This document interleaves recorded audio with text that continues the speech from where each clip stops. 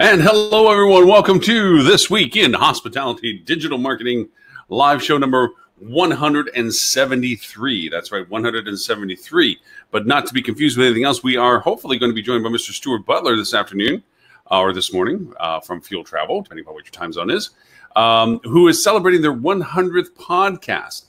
And he has promised me they're going to do this live, just like we do our show every week. And he's going to bring in the Brain Trust, which is the people that he actually, takes credit for their work kind of thing. And they're the ones that really do the heavy lifting and they're the ones that actually know what's going on. But because Stuart is eye candy, he's the one that gets all the FaceTime. Sir. Well, good morning. I was just talking about how we were going to be joined, hopefully, by the Brain Trust of Fuel Travel, seen behind the curtain, since Mr. Stuart is really just the eye candy of the operation and not the brains. Yeah, I mean, when you got looks like that, that's the only resource you got to work with. I mean, he needs people around him to kind of, make him feel good about knowing stuff. So a face only a mother armadillo could love. Well put. For those who are normally used to Mr. Robert Cole's well-curated list earlier on, he tells me that it's tryptophan, but I'm thinking it's a drunken stupor. I think what happened was drunken stupors.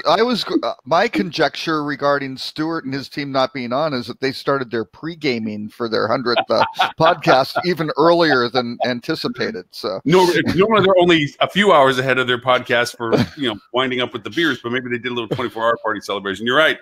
That might be one of the reasons for it. But I don't know about you, but as I was choking on my Fruit Loops this morning, I had a wonderful announcement on across the entire newscasting world how Marriott violated us by yet again dumping their pants and letting us go over and have their data stored away, which is not exactly the whole story, but it was disappointing. I don't know. Is it really that big a deal? I mean, it's just 500 million records. I don't know. It's only been going on for 4 years. Right. And of course, it's Starwood, and they can go over and show the shows. Hey, we just bought the place. No, you didn't. Talk about buyer's remorse. Yeah. Well, 4% of their gross receipted sales globally because of the GDPR that might kick in. Oh yeah. That's going to be pretty. That gets pushed.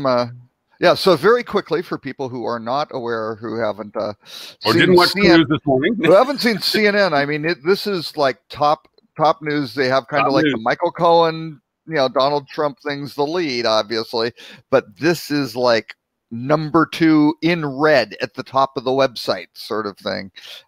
So lots of hits on Marriott and brand exposure. There's no such thing as bad press, right, Lauren? Yes. Let's try to spin that one. But what happened was the Starwood Central Reservation System was hacked. So they kind of said it was frequent traveler number. It was actually the reservation system, which is really almost worse than the CRM system. So it happened 4 years ago. It's been going on just on the Starwood brands. They knew about it in early September, didn't tell anybody, and apparently not even the New York Attorney General, who is supposed to be notified of these things, hasn't been notified yet, which is very, very, very bad. And the list of things that were exposed are pretty ugly because you've got names, addresses, email addresses, passport numbers, birth dates, physical addresses, all the data that you give a hotel to secure your and in many cases possibly credit card numbers, because apparently the hackers, and they call it an unauthorized intruder or whoever was mucking around, and apparently they have records that this person pulled down 500 million records or something. Now there may be duplicates in there, so maybe it's only 350 million people, or who knows. Maybe it's not that. The big thing that got me bothered about it wasn't so much yanking data out. It's one thing to go over and have somebody yank stuff off the shelves and run out the door. Mm-hmm. They went over and forged keys. They got the ability to decrypt the data. They went through the process. That's pulling the interesting decrypted data, which they were able to do. They accessed the ability to decrypt it. Not that they yanked up readable data. They went past through the keys. Started rummaging around in the key locker. They went into the safe and just started going through the safety deposit box to see which was better than the other. Yeah. That's the scary part, is that this isn't your typical dine and dash. This is No. the methodical, time-consumptive way of going through and finding a way to just access it at will, and look at it at will. And that's the real. I mean, other than the types of data and so forth that was stolen, that's the damning part of it, because that is pure IT failure. Right. That is and if they did that, that's probably email addresses, who knows, on passwords and things like that are decrypted.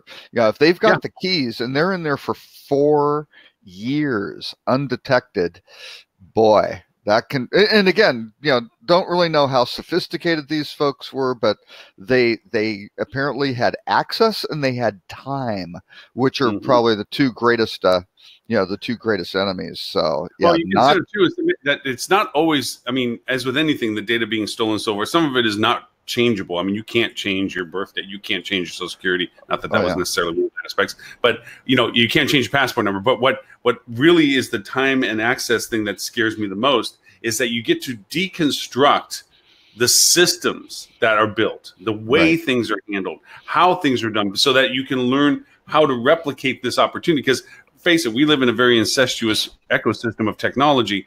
Nobody has a completely disparaging different platform. They usually have similarities to their infrastructures or similarities to their programming. So as you learn from one, you can imply those lessons learned. I wish Holly was here, actually. She's the coding whiz with us. She could tell us how bad that would be. But, the fact Wait a second. Whoa. Holly's a coding whiz. This only recently came out. Ooh. I think we may have a suspect here. Dot string. And then, but then she went. Strangely, she went through this coding training, this deep, hardcore boot camp coding training, and then she comes out of it and starts a very successful sales training program, as if the 6 months of coding were just not applied. Yeah, that's right. I don't know. So things that make you go, yeah. Well, and the challenges for Marriott, I mean, and again, this kind of data, all of a sudden, yes, there's one sort of, there's the appeal, certainly the hacker of, I have their credit card number, I can go use it and it will wind up on their statement. The scarier one is, I can create a new account for this person and buy a bunch of stuff. And by the time they figure it out, I'm gone. And actually that happened to me in 2000. And weirdly enough, it was not internet related. That I moved to Houston, and these rather clever, you can't really call them hackers. I guess they're organized crime figures, whoever these guys are. Thieves, scum of the earth. Thieves. Basically, they went out, and because we were in the Woodlands, Texas, which was growing from like a 40,000, person neighborhood to now it's like 120,000, right? It was in this huge growth spiral. So they had all these people moving into these new housing developments. They marched down to the city tax office or the building department or whatever and got all the new property tax records, like, hey, Lauren just moved to town, sort of thing. So they had the address, they had the name, and that was about it. Well, what did they do? They made up a Texas driver's license number. They found people, humans, to go walk in and to go, because our first one was, you got a statement back from this kind of regional department store. And I'm like, going to my wife going, hey, what did you buy for $12,000 or not 12, sorry, $1,200 at this department? She's like, I've never been in there. I'm like, come on. She's like, no, I'm serious. It's like, well, what is this sort of thing? It's a little startling to get a $1,200 bill. That was like on a Monday. On the Thursday, we got $6,000 bill from Home Depot for signing up. All these were store credit cards. On Friday, we got a $6,000 invoice from Lowe's. And we're like, what the heck is going on? And the same bank was, I mean, we're talking these guys, 13,000. But what they were doing was walking into the stores going, hi, I'm new to the area. I can save 20% if I get a store credit card. That's great. Here's my driver's license number, which I'm sure had their picture, my name, my address, phony, Texas driver's license number, right? But they knew that these guys didn't check it, right? So they go, we found a vulnerability. We called in the bank who was doing both Lowe's and Lowe's and Home Depot. Same bank was exposed to this. They're like, yeah, they bought lumber, right? And you kind of go, oh, and he said, yeah, this has been happening. They'll hit a different city. It's unpredictable, but there's a group of people and they'll get away with several $1 million and they're gone, right? And just poof, no traces, which is just great. So you think of this with, oh my God, they've got passport numbers and birth dates and addresses. You don't have to march in anywhere. You just go, and maybe passwords decrypted too, right? And how many people use different passwords on every website, right? Vast majority of people either use the really stupid ones, just use the, a really bad password, right? But then now that things have gotten more complicated with, you need uppercase and lowercase letters and some numbers and a character. Well, they just use the same one, right? Because they can't remember them to all of them. And even the ones like if you go into Chrome, it'll go, do you want me to recommend a password? Which is really convenient. And it stores it. Well, what happens if they can get access to your computer, right? If you use the same password on your Marriott account, then what? Office 365 or Outlook.com or, your Google account or something like that. All of a sudden they get in there. And I mean, if you use things like Google Voice, all of a sudden you can set up things where you see your text messages, it comes up on your computer sort of thing. If you're logged in, you're in the ecosystem, you've been validated, you're ready to go. Right. And that's very, very scary because you can do whatever 2-factor authentication, send me a text message. Oh, there it is in my Google Voice box. It's not really physically on my phone. So really, really scary stuff. Sorry it happened to Marriott. Sorry it happened to Marriott, but it was inevitable that 500 million people, something that big, probably everybody stayed at, and it's not just the Star one, it's Marriott now is getting hit with the thing, and to tell them, that's okay, it's just these brands, is probably not that consoling to people. And their stock price got hit. I haven't checked recently. It was off 5%, like right off the bat. So because they know it's going to cost them something. This isn't a freebie ride. Well, and they were already down because they had said next. Yeah, they were already down because they said next year was going to be soft, right? They looked at a little bit, greater softness, so they were already down, and now it's not. Now, the question to this is, and this is something I hadn't even thought about until you were talking about this, is when you're talking about the GDPR penalty, and this may be the first effective, implementation of penalization that goes on. That the child goes, I'm sorry, say what? And then they can actually put some teeth to this rather than the ambiguity of how is this going to get pursued? Is it just going to be a localization of legalities or whatever? So now all of a sudden there's a big carrot out there. Does it mean percentage of gross revenues of all Marriott Starwood, or at the time of the infraction, in the sense that it was still Starwood? So is it 4% of Starwood's revenues for the year that it was first discovered that there was a problem, or is it 4% of Marriott Grandiose? Or do you think they'll be grandfathered going, this happened before GDPR, so it doesn't really count? Not really, right? Because I mean, it started 4 years ago, so it's built up, but all the stuff, and knowing since September, not telling, that's not going to go well. Oh, that's not going to go well.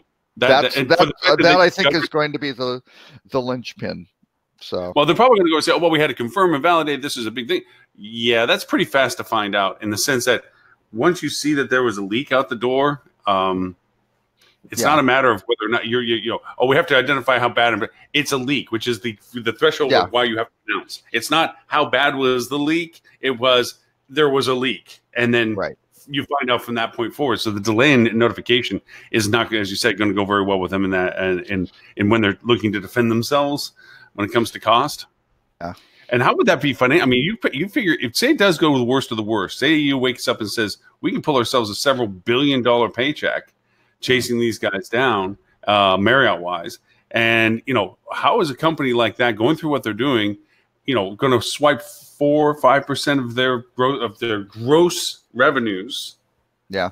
Off the top line. I mean, that's and it gets complicated. Is that Marriott Corporation's revenues in terms of what goes to Marriott, right? In terms of their fees. So let's say they're getting 12% fee level from the hotels. Is it that, or revenues going through that, that's passing through their hotels that are under their franchise agreements, which aren't really, I don't know. There's going to be some interesting, only the stuff that goes through their reservation systems.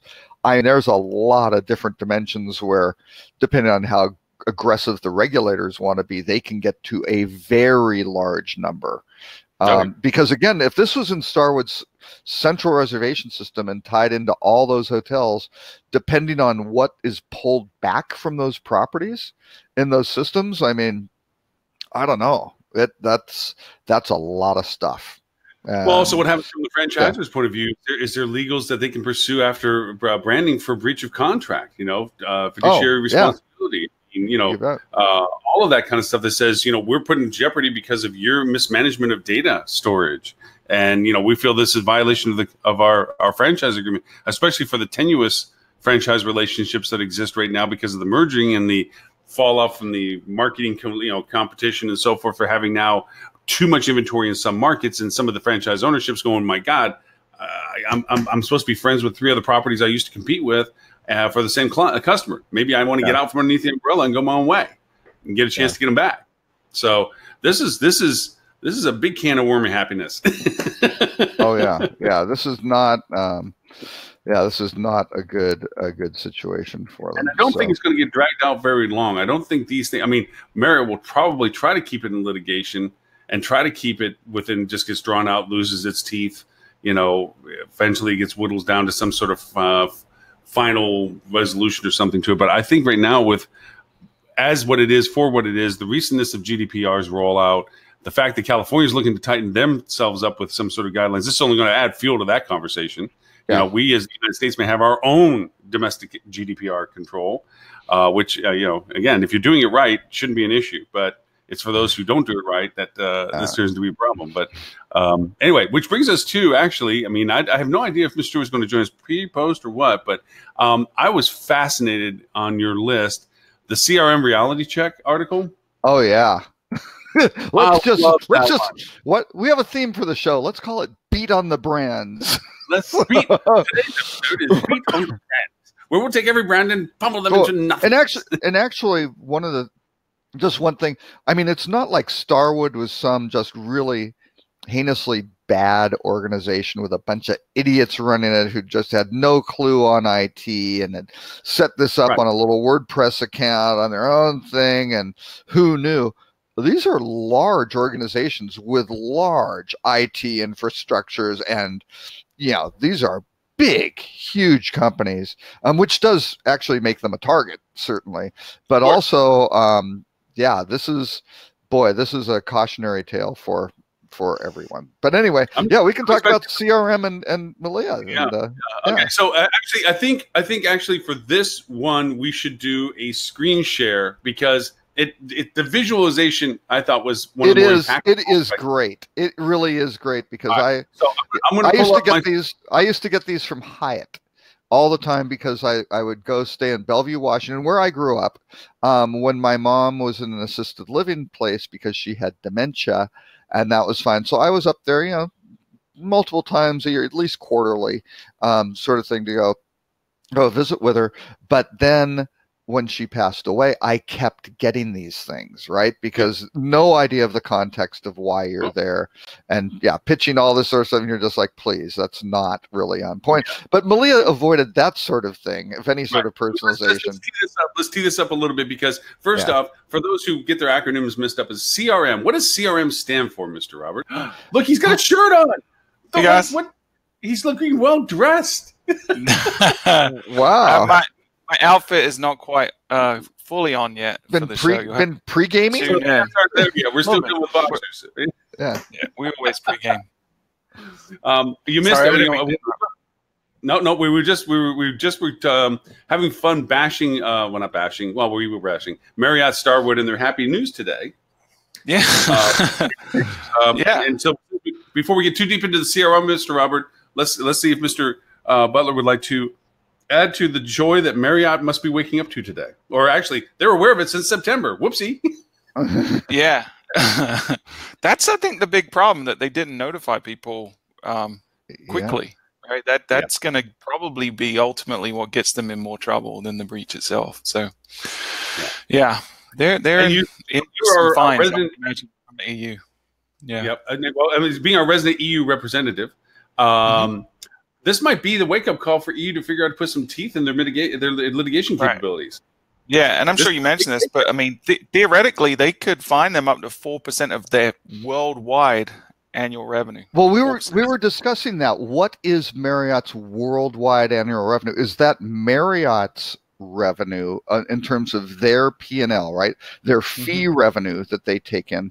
Now they also have owned. That's from franchise properties, right? It's the fees. Right. Owned properties, they've got all the revenue from those, which is a larger number, right? Not just the franchise fee.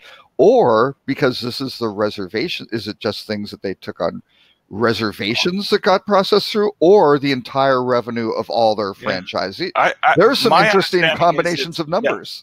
This will be the precedent, right? This will be what really defines how GDPR is going to work moving forward, because there's no question there's going to be consequences to this one. This is probably the one, because we've had wanted a poster child and they found one, right? Because they've had a lot of US companies that have had breaches, but they didn't really operate in the EU, so that their scope was a little limited. I mean, you look, Dunkin' Donuts had it this week as well. So I think, this is going to be one to really watch very closely. And for all those people that say, I'm just burying my head in the sand, I'm not worried about GDPR right now, this could be the wake-up call that we needed to get everyone on board.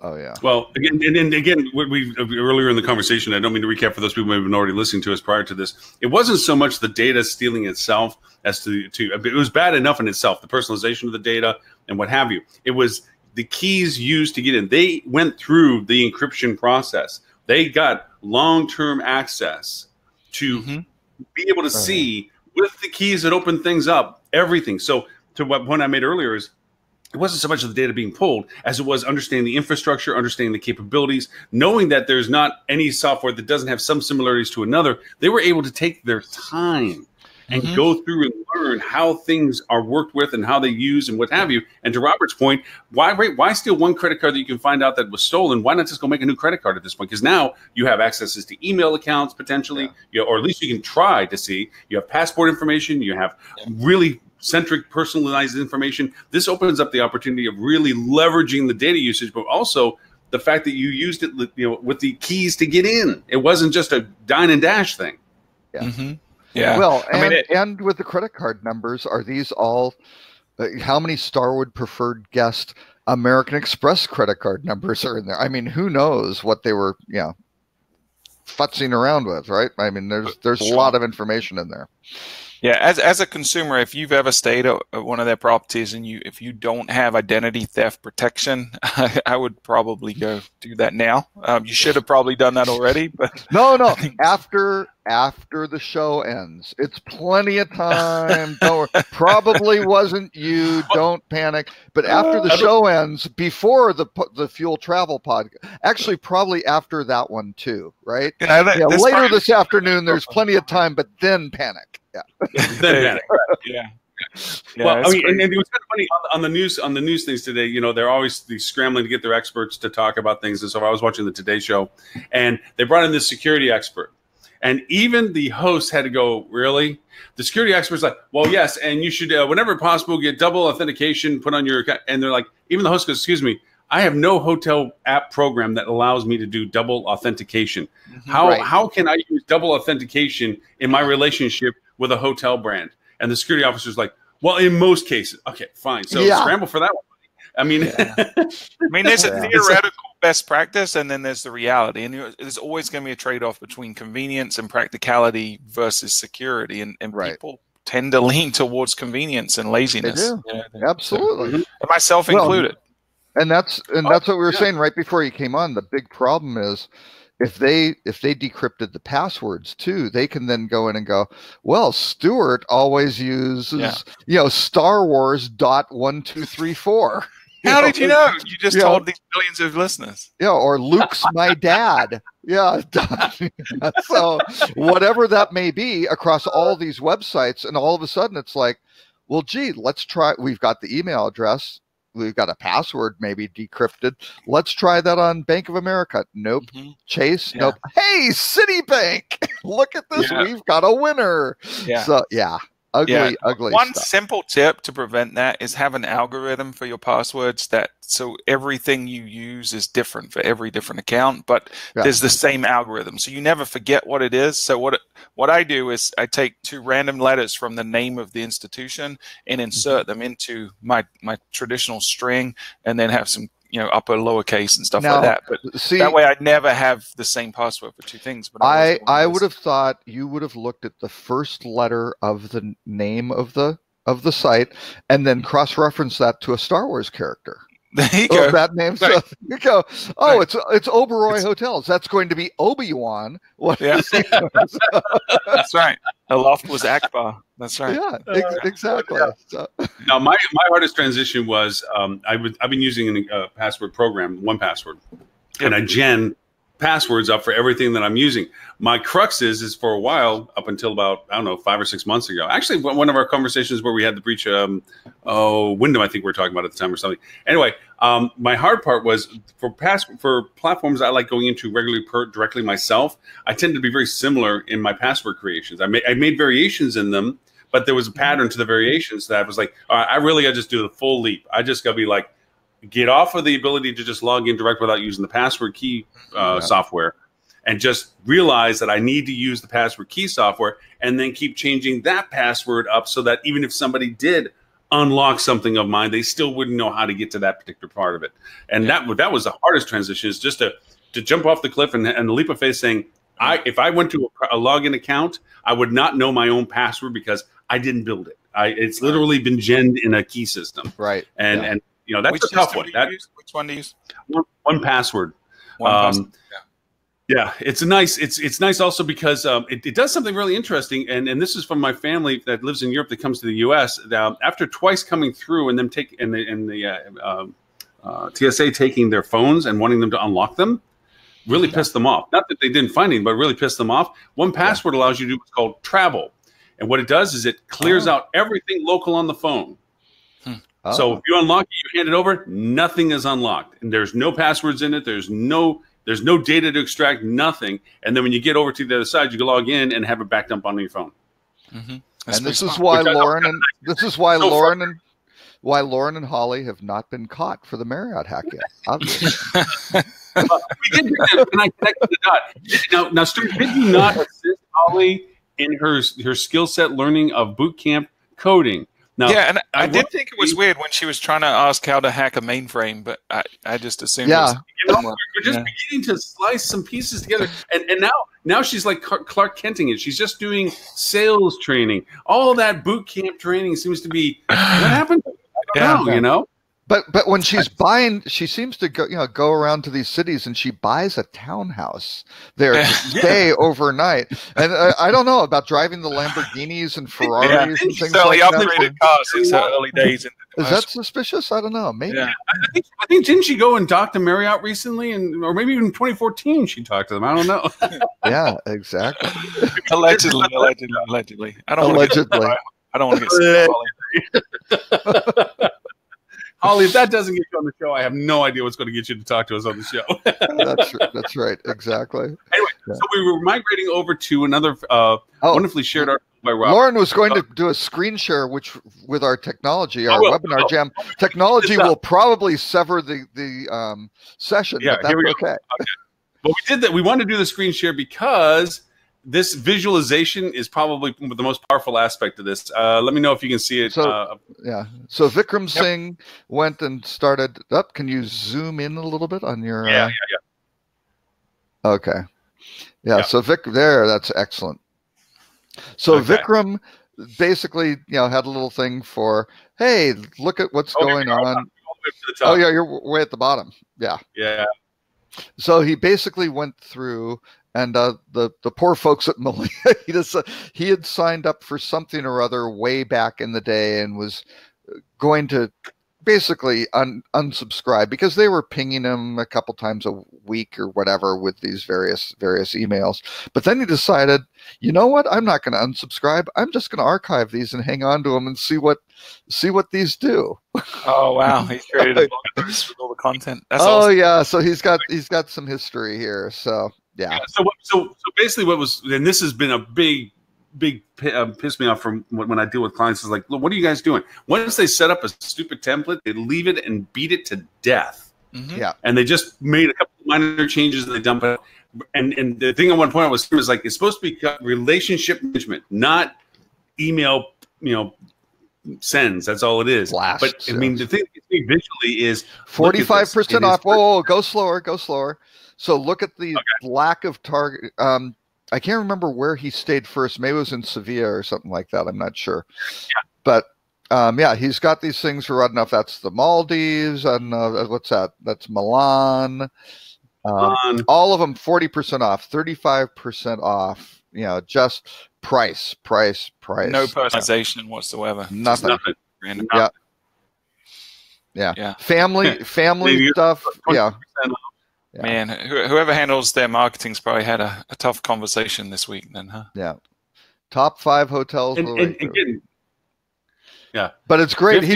But his commentary is great because he's like, he'll get one at 40% off, but then one at like 22, and he's like, no way, I'm not doing that. He's go 50. Yeah, here we go. Look at this.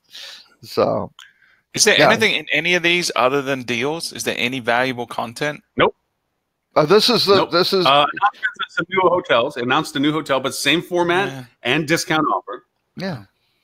Then there's children, whether he has children he's traveling with or not. Yeah. Mm-hmm. Oh wait, what's this next one? Is that just a couple? Yeah. It's back and forth between families, couples, underwater lady, and kidder. And weirdly, the same images. Yeah. Does he disclose anywhere in this what CRM they're using?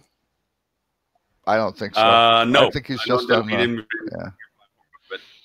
But look at, they got that same little kind of bubble, the bubble background type. Yeah. Nice.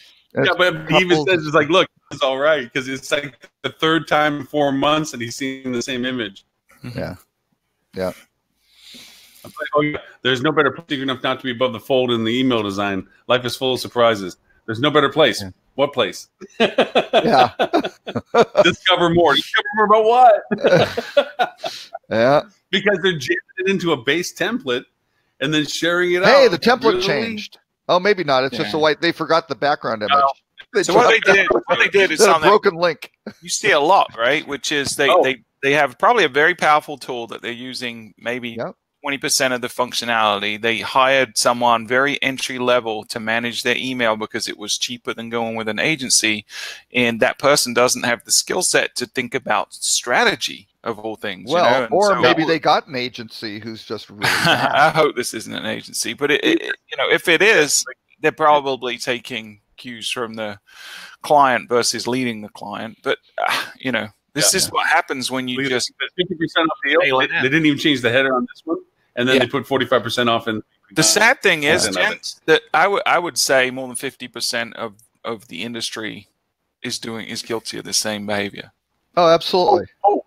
They've got their little editorial calendar because they're doing content marketing, right? So they are creating content and saying, "Hey, it's a Thursday in March. That means we're pushing the whatever, right?" And it's just everybody gets one size fits all, and they think we're rotating this stuff through, and they're probably looking at the analytics boxes on their on their to-do list.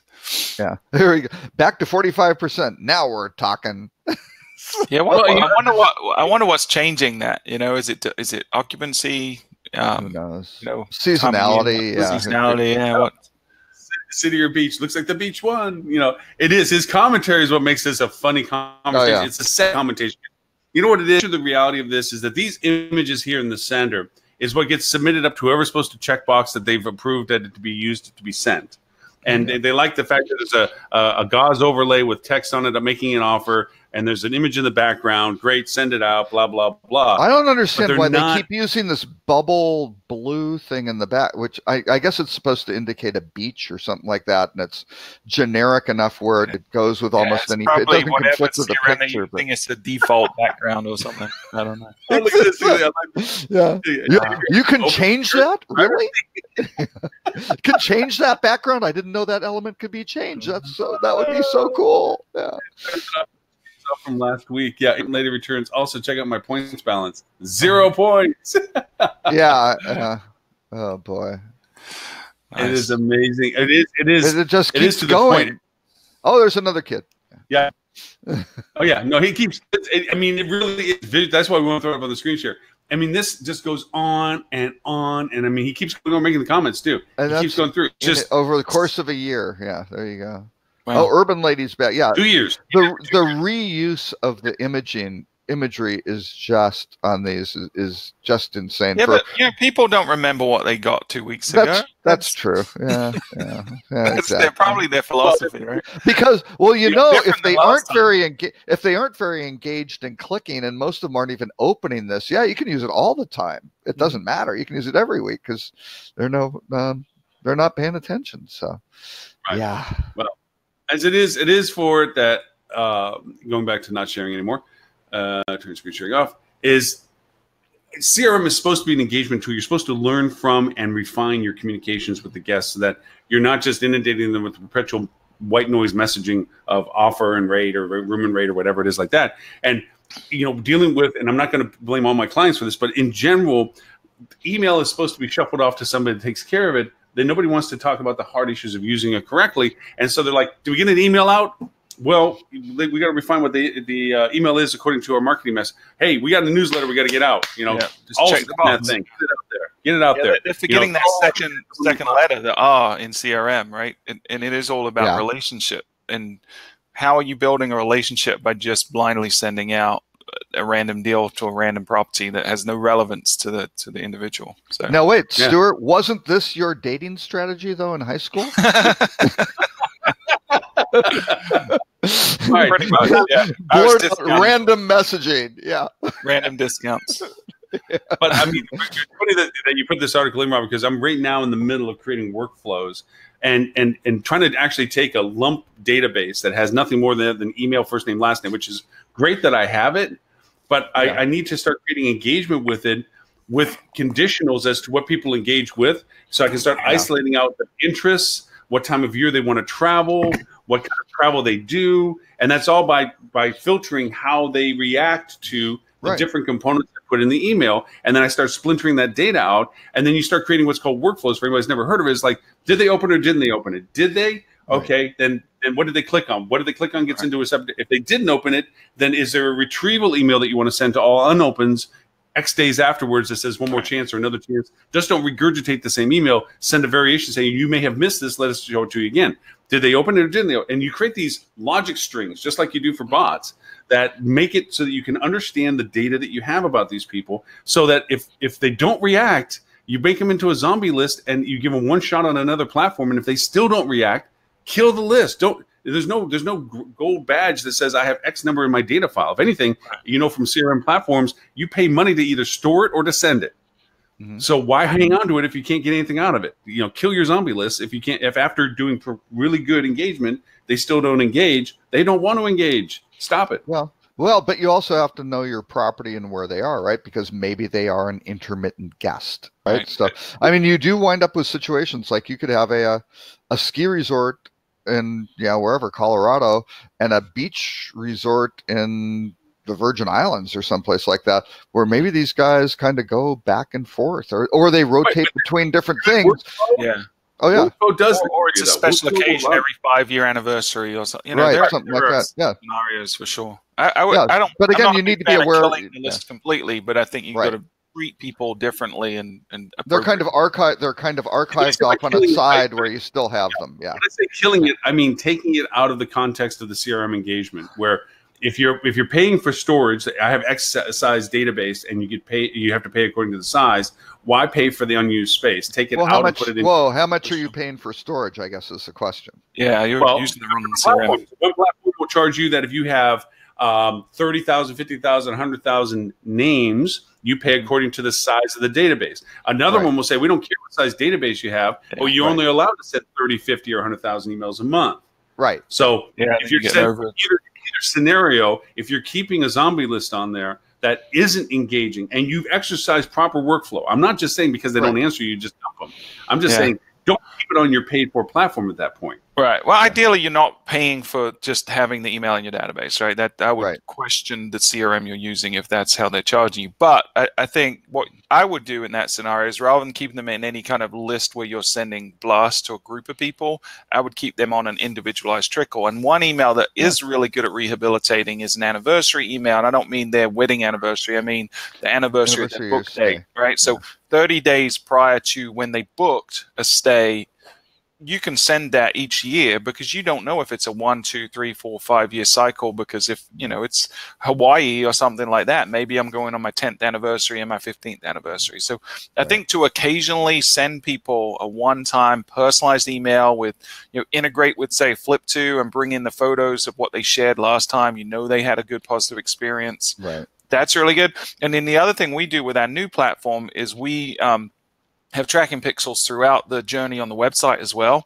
So if you've ever given us an email address throughout your life cycle on the website and we've cookied you and you haven't deleted cookies and we see you come back, then we can start a new drip. Even though you haven't been responding to emails, if we see you hit our website or search for rates, we can then put you back into a new drip campaign on an individual level as well. Or you go to the dark web and you figure out if you can get their whole history of staying at Starwood Properties since 2014, and then you buy those guys, and then you can really, Lauren, you can augment your email with they've got the email address, you can cross-reference, and there you go, Lauren. I guess for me to clarify what I mean by zombie list is that you have your post-stay engagements, you have your post-stay engagements, you have your trickle reminder engagements, you have your previous engagements based on what they did with you at a property. You have every legitimacy to create that and they're not touching you. Right. And they're not touching anything you're creating, and also they've never indicated what they're interested in past any point whatsoever. And to give you examples, like platforms now on a consumer side level, for those who are trying to do entry level, I don't have somebody to do this for me stuff, places like MailChimp charge you by storage volume. You know, if you have it sitting on with them, they're going to pay. You're going to make you pay for it. Other platforms that are more CRM centric, they charge according to the sends, like the Sendine guest folios of the world and stuff. They send out where they limit what you can send. You know, so the idea of it is that rather than and this also means trying them on other platforms. Sometimes they don't respond via email, but they engage you with social. You know, creating custom lists of your email lists and using them to try to engage them differently. If at the very end you get absolutely 0 from 0 from 0 from 0, that's what I mean by a total zombie list. That's a list of people, and it usually tends to be a very, very small list, but it's still eventually enough of a list. Mm-hmm. What you don't want to do is because we're beating on Marriott so badly earlier. Hilton was on the top of my list for just loathing their email thing. They kept pruning me. I mean, and I've had 5 different, and I've been, you know, Hilton, I don't think I've ever been above gold with them, but, you know, I've stayed with them in, you know, kind of spurts, especially depending on clients, right? Where I'd be there kind of, you know, quite a bit. There was one where it was there, you know, 4 days a week for 6 months, right? And actually, I got like a very high level thing there for that thing, but you don't use them for 18 months and you're pruned off, and you're like, what the hell are you doing? You don't have lifetime stuff. And you go back to some of them, like Starwood was pretty good at that, which said, yeah, you've been on the platform since 1980 something, you know, whenever they go back to, which is great. And I think kind of keeps people around too. And you have their history, go, you know what? They never really got out of silver status or whatever members, you know, the most basic member status is, but they come back every couple of years for whatever sort of thing. What can we do to keep that going and get a little bit more, right? Mm-hmm. So it's probably not top priority, but, you know, out there, you know, if you start looking at the long tail, you know, especially during a downturn or something like that, you gotta shake the trees to see whatever you can find, and having those things out there, you know, someplace where you can get access to them, try to re-engage, who knows? So And get them into a lovely drip campaign like Malia was using, with just random discounts in the same images, just over and over, and and again, we're hammering on Malia, but maybe they've figured out that really works, and they have the stats that go. Everybody else is doing it wrong, and this this violates everything, and this converts 50% better than following best practices. Tough, right? It's really tough, because I had this debate with clients all the time that have had that approach, and it's like a drug, because they know every time they send out one of those emails, there's an amount of revenue that is going to be automatically generated. It's like pressing the easy button. And to shift strategy, sometimes you take a short-term hit on that drug, because you're going to see, if you send out an engaging, content-driven, helpful email that's building a relationship, that is going to probably underperform on a one-to-one comparison with a deal-driven email. Now, the problem is, what you don't see is what you're doing to destroy the integrity of the list every time you send that deal-driven, irrelevant email. So over time, your email list is getting eroded, but you can't really measure that A/B testing, right? So you can't say, well, if I engaged people and provided value and sent stuff that they're looking forward to receiving, so that when they do want to book, they book with me, over the long term, that's probably a better strategy. We would all agree. But it's really hard to show that on paper, because the short-term, quick-fix emails are always going to outperform on a one-to-one level. Yeah. I had just a recent conversation, and I used a recent advertisement to make my point, the paralysis of choice. And I said, look at the Beam commercial that's out there right now. Okay, you have a couple that's walking into a bar, and they look up at this wall, and the comment of the girl, that's the mystical girl that's sitting in a leather chair off to the side. Are you going to let a wall like that intimidate you, or are you going to look for the friendly bourbon? And then it highlights the Jim Beam sitting on a shelf of hundreds of probably other bottles of the same stuff. And it's like, oh yeah, I'll pick that, because of course, obviously, I made two comments to it. One is the pervasiveness of peer pressure, or consumer sentiment, or friends pointing out things to you. Yeah. The other one, paralysis of choice. Probably all of them are unique in their own way, or they wouldn't exist. The issue is, what uniqueness is of interest to me at that particular time, I get lost in because of the intimidation of the variations. And then, of course, the girl disappears like some mystic ghost that just pointed the one thing they needed, and off they went. But the idea of it is that if you stuff everything into an email and call it a newsletter and shove it to everybody that you know every month, how do I know which one I'm interested in? One, which one's better for me? Two, even if I'm interested in a three, to even open it for, So with that, it goes bring to a conversation I was just having with Ed yesterday on the process of selection. Like, what makes people go, and Stuart, this was related to you a little bit, on what makes people go into looking into the booking funnel? What makes them go into the e-com funnel? What are the questions that come up in that process? Am I looking for availability, rates on dates that I'm interested in? Is it inventory type, and like what type of rooms are coming up? Because obviously we do a crappy job on our websites, no matter how much we want to show off our room images, as to defining what each of those mean to consumer. So they have to go through this funnel process of discovery, only to dump out of it because they got the information they were looking for to make a decision that they did or didn't want. So we started talking about ways of how, and I get off on these weird tangents, imagine that, of what if you did this visualization, like an infographic almost, without it being too variant, where it turns into this complex maze of like, oh my gosh, I don't know which one's which. But type of travel, type of inventory.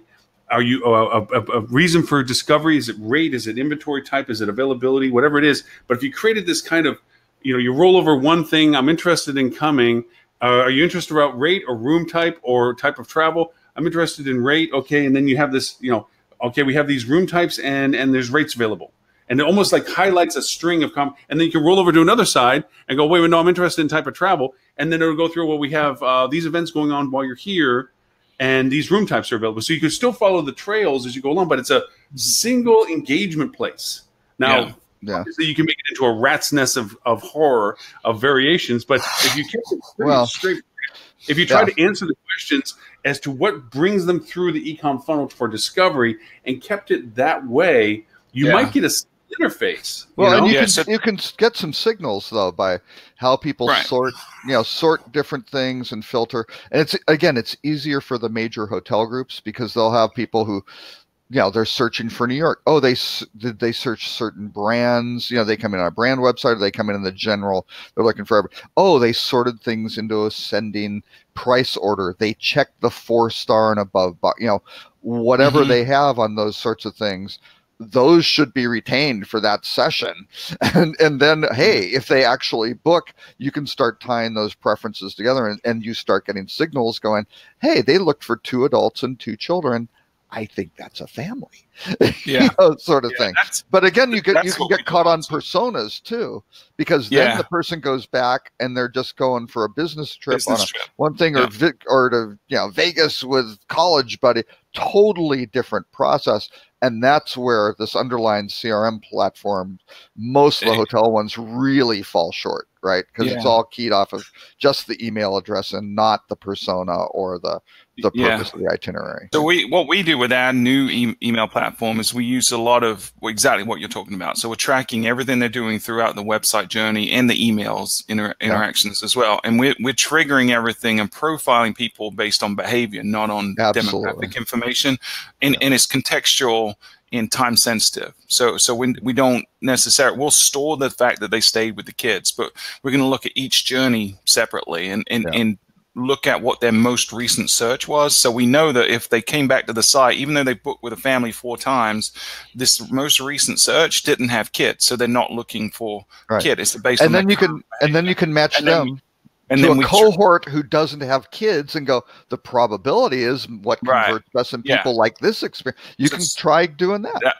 That's exactly what we're doing. So that's where the machine learning comes in. So it starts recognizing these patterns of behavior on the website prior to an event. And it starts predicting that event is likely going to happen. So people that make these kind of searches and are looking at this content on the website tend to make this selection ultimately. So the eCRM picks all that information up, looks at the historical data, and then triggers automatically the right kind of message with the right kind of persuasion to get them a little faster through that funnel. Well, and again, I think your persuasion because you went and bought that list of the Marriott passport, where you put up, we know your passport number, sort of thing. It's compelling. It's very compelling. Yeah. Convenient. You don't have to provide any of your personal data because we already have it from Marriott. That's right. Convenient. But and actually, you mentioned. But you mentioned that trade-off of convenience versus security, and it really is. I mean, and this is way back. I think I've told this story before. I apologize, but at Budget Rent-A-Car, we did a deal with Priceline. Now, selling rent-a-cars through Priceline, name your own price, is an awful business, right? It's basically a margin destroying business. But they booked a lot of airfares, and so we did a thing like, do you want fries with that, right? Would you like a car? Well, we set it up pretty well with them. We didn't even have to pay because it was so new. Again, this was like 1999, 2000. We had 40% conversion, right? It was unbelievably great because we were giving great rates because we knew that we had these travelers with high intent, right? We knew exactly what flights they were coming in and leaving from. We had the whole thing, so we could tailor that through our API. It's coming back. The one thing we didn't do with Priceline, because we knew that they'd freak out, they had their credit card number, right? They had already booked it. We're like, we could swing this where you can be the merchant of record and sell this for us. That would be fine. And, just like, you want to use the same credit card number? Yeah. Right. And, almost down to check the box. I got it. Thank you. Right. I need a car with, I want supersize me, whatever the case is.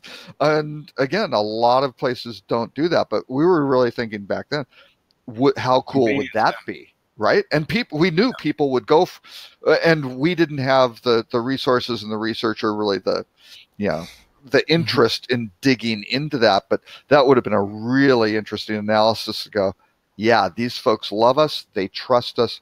They'll just book all their stuff throughout. And now what's Priceline doing? That's where they want to get to, right? That is Glenn Fogel's focus, is how they become the one point of travel on booking to go do everything in your trip, right? So. Okay, question. And this is an opinion perspective of this with Marriott's recent thing. This will roll out. There will be feedback from consumer side, not to legalities and so forth. So here we are. We're talking about this balance. We've always been talking about it. We've ever since this of convenience versus privacy. Okay, so now we're faced with the fact that how is the consumer going to engage with us? We try to narrow down the number of clicks to get to a point of decision, Nazimad. So, is it 7, 10, 13, whatever it is, there's a process people have to go through, a funnel. That's why we even use the term, is because people go through this process, this linear engagement. Now, a lot of people have surrendered their data to minimize that sequence, saying the more I let you know about me, the faster and easier you can get me to where I want to be to see what it is I want to choose to buy.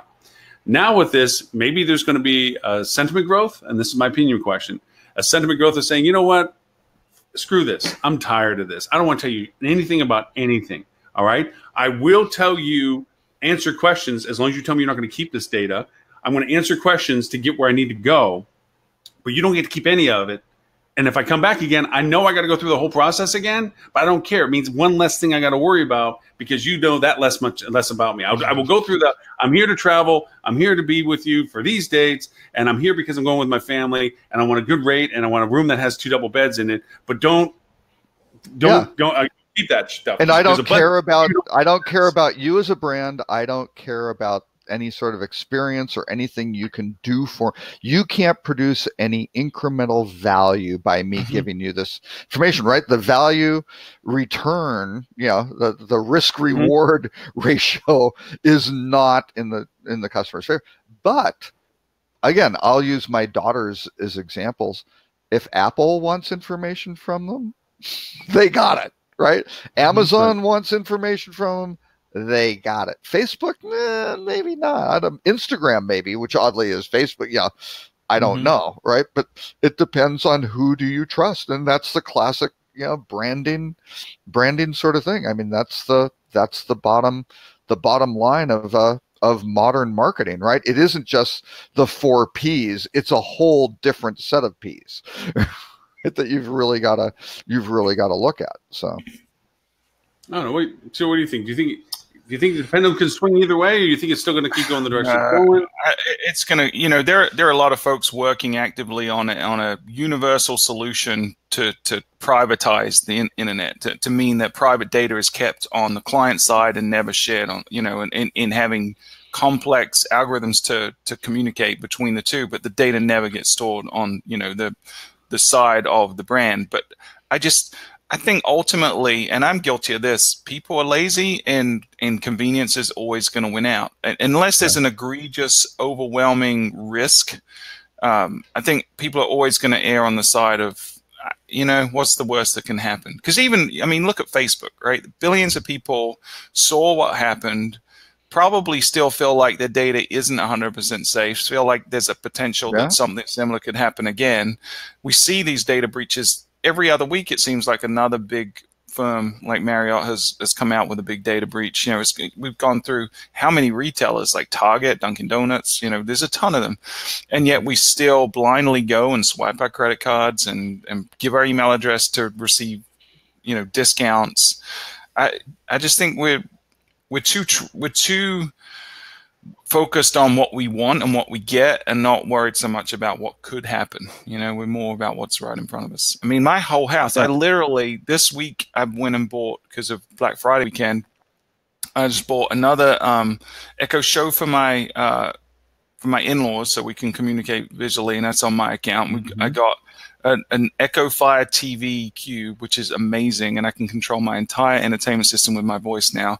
I got the new version of the Echo Plus, so I've got the home hub to control lights and whatnot. I literally have 10 Echoes in my house now, and every room has an Echo. If that was ever breached, everything that's ever said in my entire house is now potentially at risk. But I don't care. And on the front page of the Washington Post, for sure. Believe it or not, I don't really do anything in my house that I'm too worried about, criminal at least investigation about. So what's the risk really for me having that stuff exposed? Is it inconvenient? Yeah, but I'd rather have the convenience of being able to now say, Alexa, show me this TV show, and it just come up on the screen without me having to do anything else. It's awesome. Yeah. Well, yeah, until you hear the voice of Lauren Gray and see his face on one of your Echo shows going, "That's a nice shirt you're wearing, Stuart." Stuart. Well, the thing is, Lauren's usually outside my window peeking in anyway.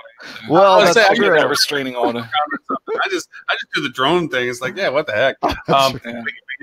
But yeah, you went Echo. See, I'm still on an old school thing with Lowe's. I have Iris, so it's all Z-Wave stuff. And I still have a mix between Google Assistant. I have Kindle. I mean, not Kindle, but the little wand from Amazon that you can scan stuff that never really went that far. But now you like Facebook. Now you put Facebook with a camera that you never can control. Put it in the middle of your room. I don't think that's going to sell well. I think people. Their marketing is terrible for that. I think there's it's horrible. Yeah, really bad. It's going to flop. I can't imagine people doing that just being Facebook, where exact same product from Amazon, exact same product from Facebook, they're sticking with Amazon. Yeah. Same messaging, if they went same messaging, same price point, same product, everything, I think Amazon wins. Yeah. You know, it's funny, right? Because you talked earlier about trust, and really that is the biggest currency right now for brands is trust. How do you gain trust in consumers to get the data and to be able to have permission to use the data?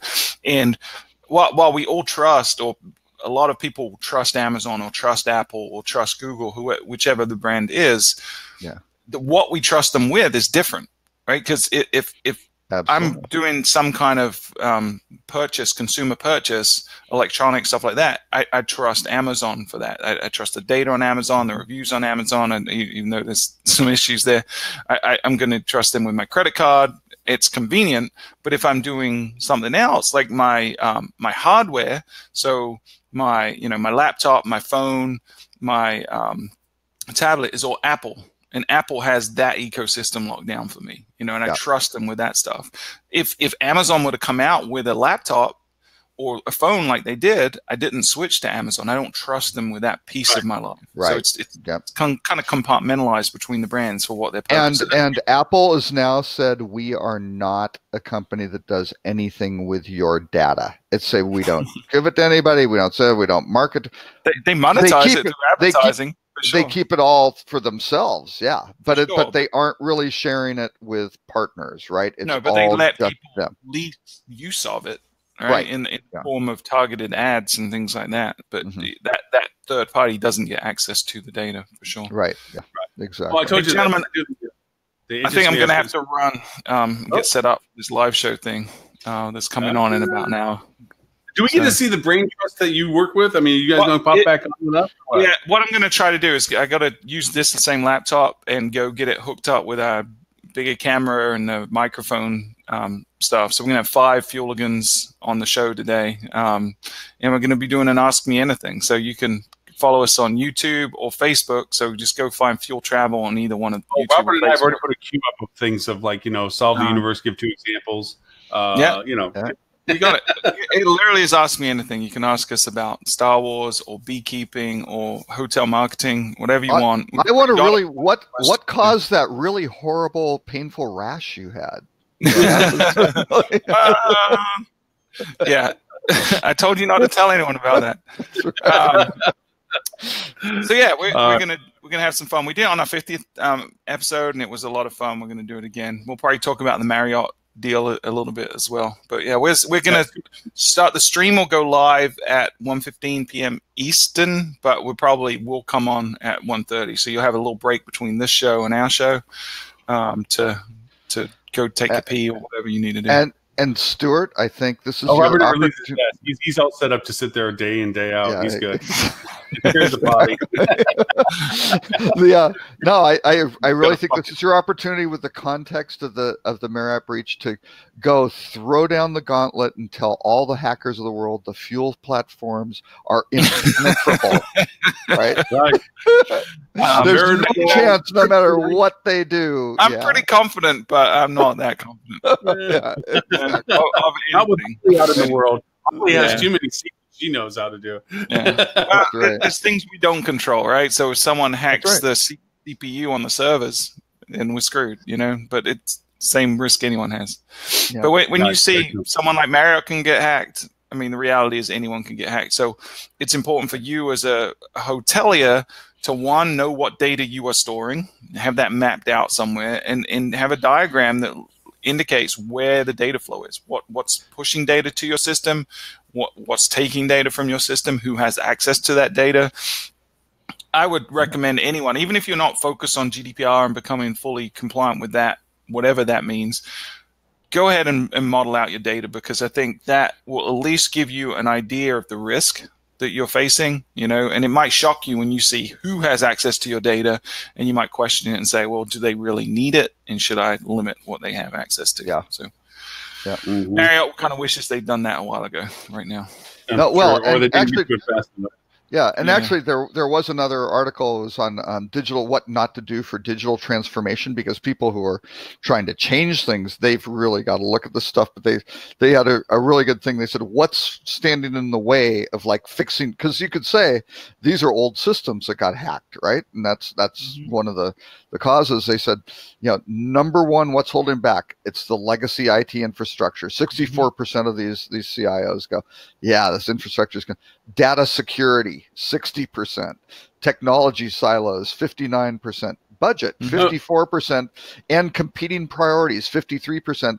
That right there, those 5 things, those barriers epitomize the hotel industry. I mean, those are like the pillars, the pillars of the IT infrastructure. Right. Yeah. Any challenge the industry faces right now, you could point back to those 5 things as the reason that they face them, for sure. Yep. And to overcome all of those is a tall order. Yeah. It's not. Let's do a run so we can get set up. So that thanks everyone. I'll try to pop back in, but if not, then hopefully you guys can post some questions on the live show. So again, Facebook.com. Facebook.com/Fuel Travel, or go to YouTube and search for Fuel Travel. We'll have the live videos show up on both those pages. Are you going to be monitoring the chats on YouTube, or where if we want? Yeah, we're going to monitor. We'll be monitoring both Facebook and YouTube. So either one, if you have a question, you can submit them there, and we'll do our best to answer them, unless your name is Lauren Gray, and then we'll probably. I was going to say, I got to go pick up my alias if I'm going to join the show, because it'd be like, pop in and be like, I'm sorry, you're blocked. It's not. It's no. All right, guys, have a good rest of the show. Thanks for taking over. Congratulations on the 100th show. Thanks. I was just going to go over and say something really profound, but I just totally lost my point with it. I know, right? I would have liked to have heard that. I know, right? Something profound for me would have been an interesting mix. I guess when it comes to do you remember? Oh, I know. I was going to ask. Do you remember whether Best Western had any data breaches recently? I forget. Something reminds me that I thought they did, but I wasn't too sure, because they just went through a whole total tech stack redo. Yeah. You know, and I'm looking up. Let's see. Best Western, August. Oh no, that was 2008. They had one. Yeah, they had a long time ago. They had one, but yeah, Ion Surveillance. Nope, I think 2008. Oh, this is full details. No, yeah, I think that was yeah, I think 2008 they had one, but not. Oh, well, actually, here's one. At least 20 hotels hit by the credit card breach. That may not be Best Western. That may be the, hang on. That might have been the Sabre one. I'm pretty sure. Yeah. Well, the idea of it's I think companies that, I mean, because I remember. Oh, no. That was HEI.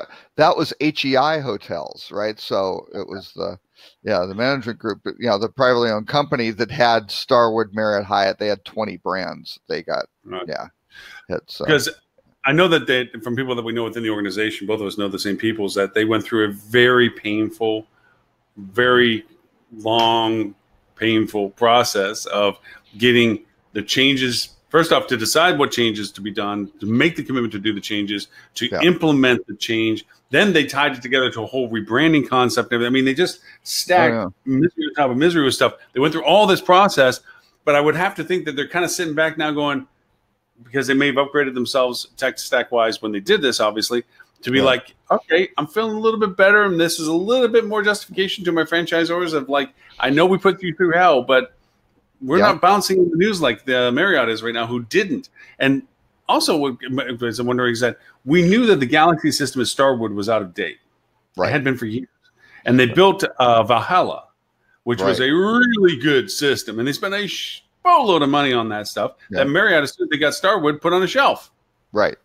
Well, because everything's got to get integrated into Marcia. Right, and that's the bottom line, because Valhalla probably legitimately could not handle all the volume of all those Marriott brands on it. Right, so I imagine I probably would have a really big problem scaling it and transitioning. That would be really hard. Right, but I made the prediction saying that they're probably taking Valhalla and painting red paint on it and figuring out how to bring it back out and resell it out now to everybody once that happens. Maybe this is the introduction time for them to come out and say, okay, you know what? We're going to do the big replant. This is the time to do it. I think they get them all onto, well, I don't know if they're going to wind up now. Hard to say. I think they wind up getting them all onto Marcia. I think that's always been the plan, because the unification of the platforms, I think, was scheduled for next spring when everybody winds up on Marcia. But I don't know. That's because again in August, and they've had a rough time. I mean, in August when they kind of merged the two programs, or at least got them cross-referenced. I mean, there's still problems with that, right? There was stuff in the news earlier that people still aren't getting their points and their gaps, and is kind of kludgy with. I still log in on my Marriott one, and it'll say you're a Starwood preferred guest member, because that was like the first one that I did, right? And then I think I brought the Marriott one to pair onto the Starwood one as opposed to the other way. So it's a little weird and disorienting how they've kind of cross-referenced these two, because they aren't unified on the platform. But that's still coming. But they all get on Marcia. But then again, at some point, and my theory is, having no inside information on this whatsoever, once Intercontinental Hotels is fully up on or Intercontinental Hotels Group is fully up on their new platform, which was designed by Amadeus, transitioning from a TPF platform to modern technology. Those Amadeus guys, if they aren't already knocking on Marriott's door, if they have the proof of, yes, we can handle this at scale, and look at what they can do, Marriott's going to have to take that leap. One of Hilton's big strategic things is going to be hitting family travel and being able to book connecting rooms. Marriott can't do that. That is tens of millions of dollars. I mean, that's just not something Marcia was architected to do. And Marriott, having ripped out all the reservation handlers or all the reservation modules in their property management systems and replaced it with Marcia, there's no other way, right? They've got the one source for all that stuff in the core Marriott system. And that system, I would argue, probably won't get hacked because it's so old, right? It's an old TPF platform. The connectivity is horridly difficult to deal with. Even TPF developers are hard to come by and expensive, and you aren't going to go have somebody mill around in that, because mostly there aren't even databases in that platform. It's just a bunch of stuff, right? That's internally working. I mean, these records on these confirmations, the 6-character confirmation number is a disk location. It's a physical address. It is not some factor out of a database somewhere. So but you don't get flexibility. They have really good security. Same with Sabre. Super good security in the core system. What got hacked? Synixis. That's the hotel platform out there. It's not in the core because it's too hard to go build that stuff in. It's really fast. It's really reliable. It's a 6-bit operating system, which means you do not get the luxury of lowercase letters sort of thing, but it freaking works. And that's going to be a very, very interesting one to see if this impacts that that decision, because I don't know, who knows. Yeah, I feel bad for the Marriott guys, and this is not going to be an easy recovery from everyone, from corporate PR to the owners to God knows the tech guys. It's a bad one. Oh yeah, no, I don't think there's any aspect of this that doesn't go unscathed, because then, and this goes to a couple of things with this. Obviously, in the context of it, you can say, in some sense, that Marriott was not GDPR compliant. Oh yeah, because right. Okay, which then, and if you're familiar with the GDPR compliance issues, you have contributors and controllers and so forth within who handles what databases.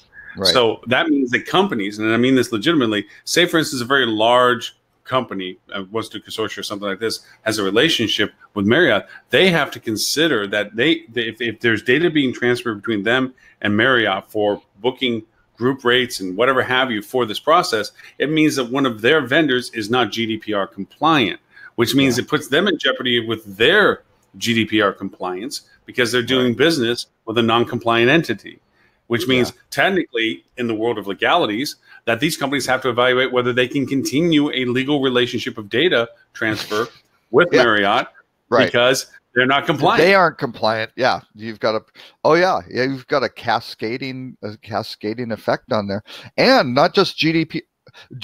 I can only imagine the number of class action lawsuits that are going to come, Marriott's way. I mean, talk about someone who's huge with deep pockets. Let's go.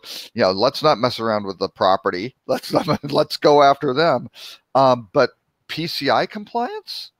I mean, if you can get to the keys of this, I don't know. Maybe they won't prevail, but there's certainly there'll be a lot of lawyers. The greatest career, the job security is going to be in the Marriott legal department and all of their supporting law firms, because they are going to come out of the woodwork with, you're doing everything. How did they get the keys? Sort of thing. I don't know if that's I'm a little rusty on my PCI stuff. But yeah, I don't know if not having secured keys is, I would think that's a problem. Sort of thing. Did the IT director at XYZ write it on a sticky note and put it on the side of the screen monitor? I mean, that's a lot safer than these guys weren't walking around their office. It's hard to get into Marriott's offices and go up there, right? You need badges and there's security and there are cameras and there's all sorts of, Bethesda is, there are lots of facilities around the Washington, D.C. area, which are probably easier to get into than headquarters. Some of them perhaps part of our government. So but I don't know. It's an ugly situation. Interesting thing, because part of it, as I said, going through the GDPR compliance discoveries is that you have to assign whom you are sharing data with and how it is that they're sharing. You identify them, and they have to identify back that they are compliant as a contributor or controller. You now have this one unidentified external individual, I guess you put on the list. Now you're compliant, right? Right. We're sharing with that guy. We shared with him. That person that took all of our keys and went in and trudged around for 4 years. Taking their time to go and figure out what it is they want to do. Do you have an email address where we can contact them? We'll have to get back to you on that. Well, we kind of do, but we'd have to use everybody else's to get to them. So do you want to hit? We didn't outline topics that we're going to do today, and I promised people we would. And I apologize because Marriott. That just dominated this morning's conversation. Absolutely. And that started the whole event to it. So we didn't really get to talk about some of the topics. And then we went into the CRM one just because it was such a mind-numbing, obvious. Thank you, Mr. Wizard, for being so silly with your CRM database. Is there one? I mean, we have the Google one, which we can obviously talk about. There's fun ones, which is the moving hotel room, which is another way of just having fun talking about. I think the moving hotel room one is a very, very interesting. I mean, we can touch on that briefly. I'd like to talk about Bidroom a little bit too, because that was kind of an interesting one.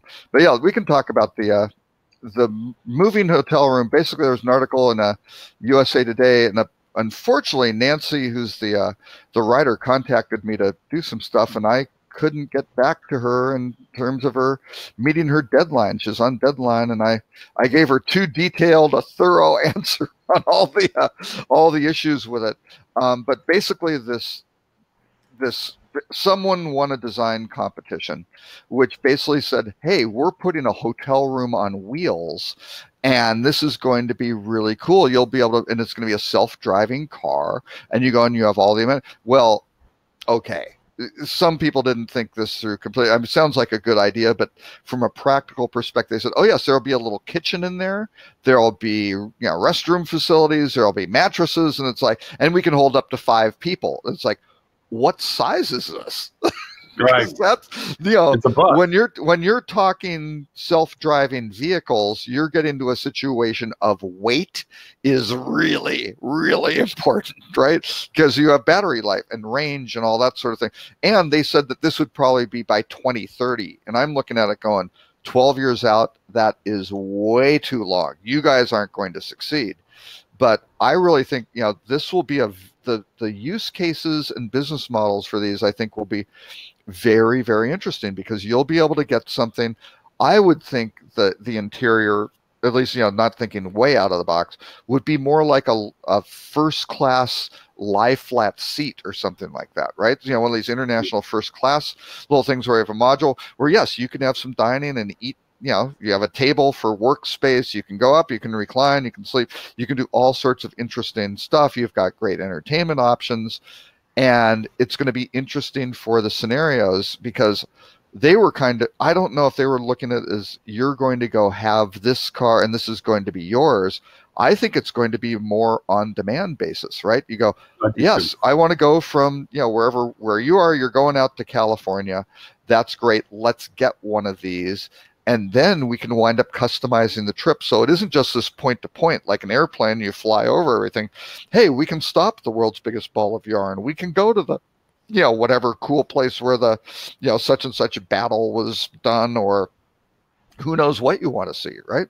So you'd be able to stop at all those and get out. And then they were saying, well, yeah, and then you could go stop at a hotel, and maybe the hotels would be integrated with, and I'm like, maybe these get branded a hotel, but why would you want to stop at a hotel if you have a bed and you can sleep in that?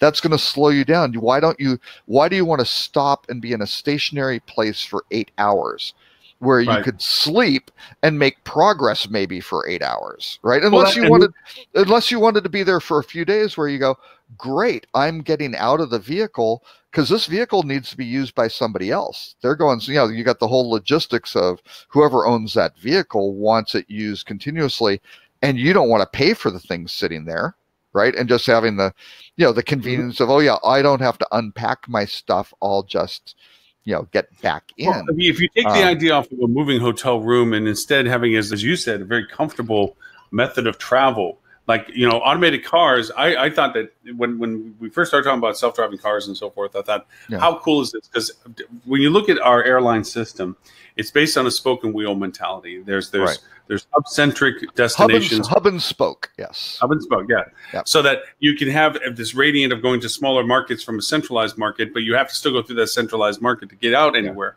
This now creates a lattice work of a honeycomb, where you don't have to go through a centralization to get to another destination. You can go from one to another. Now, there's limitations. And all the points between, which really make a great experience if you have the time, right? Again, the type of travel experience is going to be different.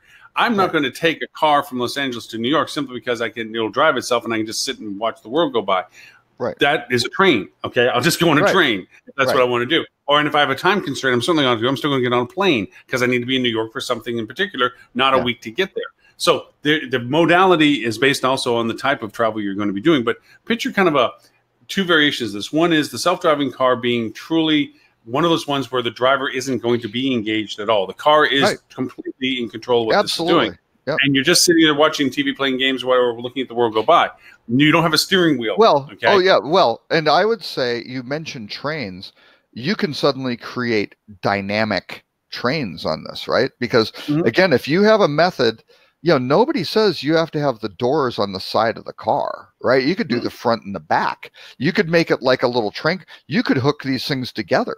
Right now, again, I'm not sure how you hook them together and then you have to walk through someone else's place, right, to go get the thing. But you can wind up having a dining car, different things where you go, I would like to be attached to this, right? You're looking at it from a variety of choices. Or your car is getting towed behind it, right? And you just go, and then I'll get into that. But then you go, well, it doesn't even really need to be towed behind. It's storing my luggage, maybe. Right? But just because there's a sharing economy where, one, you're not going to be owning your own vehicle anyway. You're going to use whatever vehicle you need for what you need it for. But just going onto the train mentality for a second, our infrastructure is based on individual travel, how our networks of highways and everything else runs. It doesn't mean that there isn't alternatives to bypassing some of the metro areas or whatever have you for more direct travel. Where we talk about trains, speed trains from Dallas to Houston becoming becoming a reality and so forth. Same mentalities. These things can join into those to cover greater distance at faster speeds. Right. And then take you off of it to when you want to be in a slower speed, more destination based. There's so many variations to this, but the idea is that hotels have to consider what the displacement of a comfortable travel experience would be compared to their value proposition of the destination they represent. This would be, in my mind, a challenge to the between point A and point C roadside hotel mentality. Absolutely. Compared to the destination hotel while I'm in a location mentality. This is, I predict, would have the same impact of the little hotel that was in the small city on Route 66 or whatever, right? And got a lot of traffic because that's where, and then they moved the interstate out, right? You went, oh my God, you know, nobody comes here anymore. Everything, nobody's here. Same thing. It's like, what is the reason for someone having to stop right there? Now, again, you wind up, I think the whoever wins this, it's not necessarily going to be the self-driving technology to go from point A to point B. It's how do you deal with, I don't know if it's the automation to say, I'm transitioning myself, I'm going to stop here and we're going to get the bite to eat at this really great place, right? Great restaurant.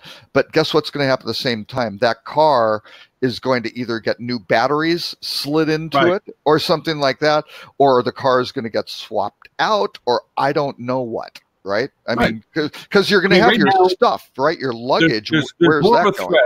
Right. There's more of a threat to between destination hotels based on fuel efficiency and modality of distances of cars that are alternative fueled than there is on what we're talking about right now, which is the displacement of hotel demand because you're traveling in accommodations that don't require you to have to stop and stay somewhere for 8 hours because that's the only place that you can rest. You can rest in the vehicle. Who wants to stop to get gas anyway, right? It's a completely irrelevant sort of thing. Super highway things where, okay, I'm driving, I want to go through Big Bend, Texas, slowly, see some stuff, stop at different places.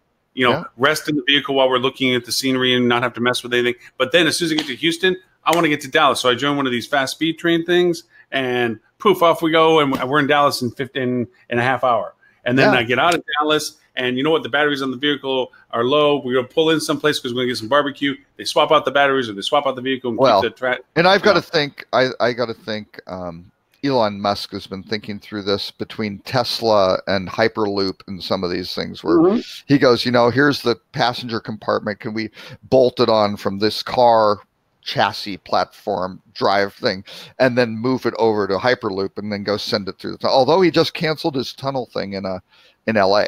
They did gosh, what do you know? They looked at earthquakes and all sorts of other things and went, oh no, we aren't going to do that. Apparently they're going to try it somewhere else. Yeah, they got to do above. But then, he has this big, what's his one that builds the holes? The big bore. Oh, the boring company. The boring that was the one that stopped. The boring company stopped the thing in LA. Yeah. Right. But the idea of it is that here he has a boring company. He's talking about hyperloops, and he has electric modalities for travel. And he has autonomous control thing, rockets. And space, and he's, exactly. So, he's thinking big of how do you connect all those. I mean, if you look at the layers of types of travel, and the reason why I'm bringing this practicality, we're just not doing wishful happy talks. The reason why this applies to hospitality is the modalities that you're looking at, and Elon Musk and what they're doing for creativeness is the same way that you as a hotelier has to look at your types of travel reasons that come through your door. It's not just about the profiling of a person, whether they're a certain gender or a certain age or a certain income. That's value in itself. Or where they came from. When you're in a drive market like that, do you really care if they're from, Quebec City, Montreal, Toronto, or Edmonton? Yeah. They're coming by to stop on the highway to be in your spot. So the type of travel and the reason for their engagement with you is a strong qualifier in your modality, in your methods of reaching out to them, because it's not just about the demographic awareness of them, as it is also the purpose of their travel as well. For that itinerary, getting back to the personas. That same person can be a very, very different person for different reasons based on the cause of the travel, family, vacation, business, whatever it is, conference, whatever.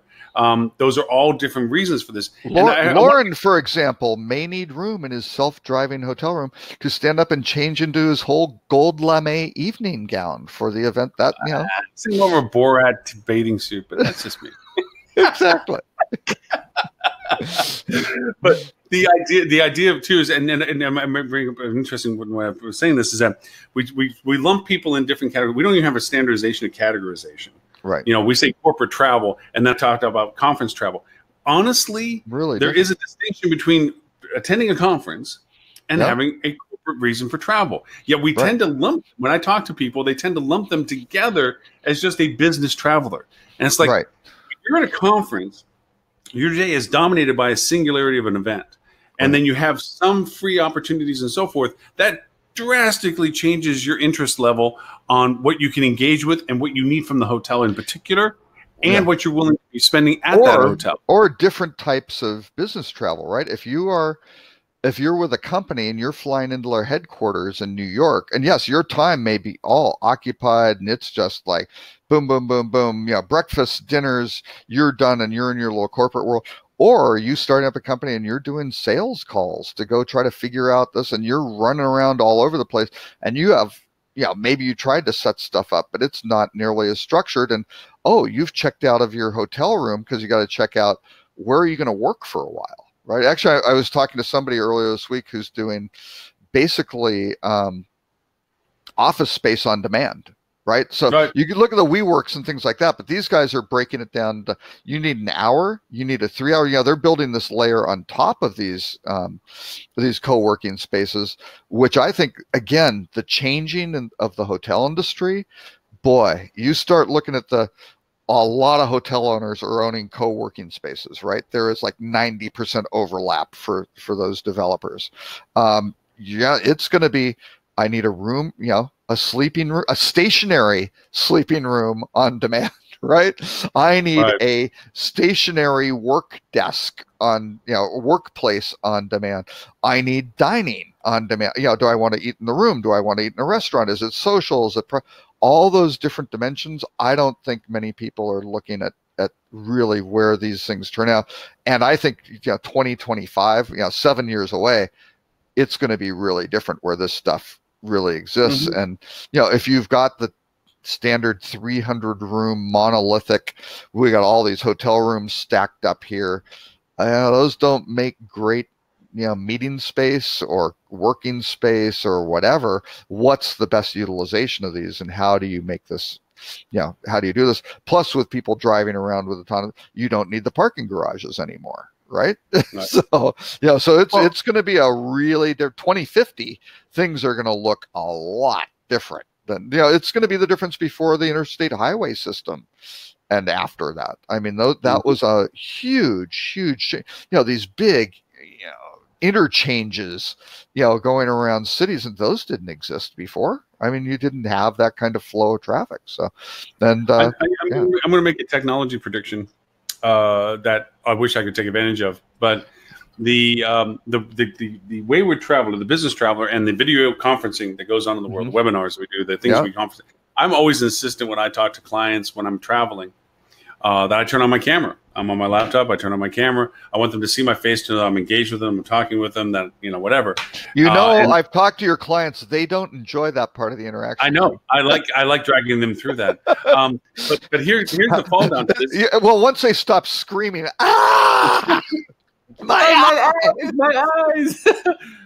But here, and this even happens with our live shows, because gosh knows, to keep consistent over doing this every Friday in our 4th year, we've had some different venues that I've been in, and we all been in, and we have the typical phone earbuds with the microphone hanging off on the string off to the side, and I'm constantly complaining or being, you guys will tell me, it's like, Lauren, can you mute yourself? There's a lot of background, because I'm sitting in XYZ lobby, okay, and first off, never put a window behind you or any light behind you, because then you turn into the witness protection program. We warn all of our guest hosts, don't do that, please. Can't see your face, whatever. The second of it is that you go to this common area space, and all the hotels, newer variations to the hotels, are all about using the common space more effectively, and it's there. Absolutely. You have long bench that you and 20 people can sit at the same table.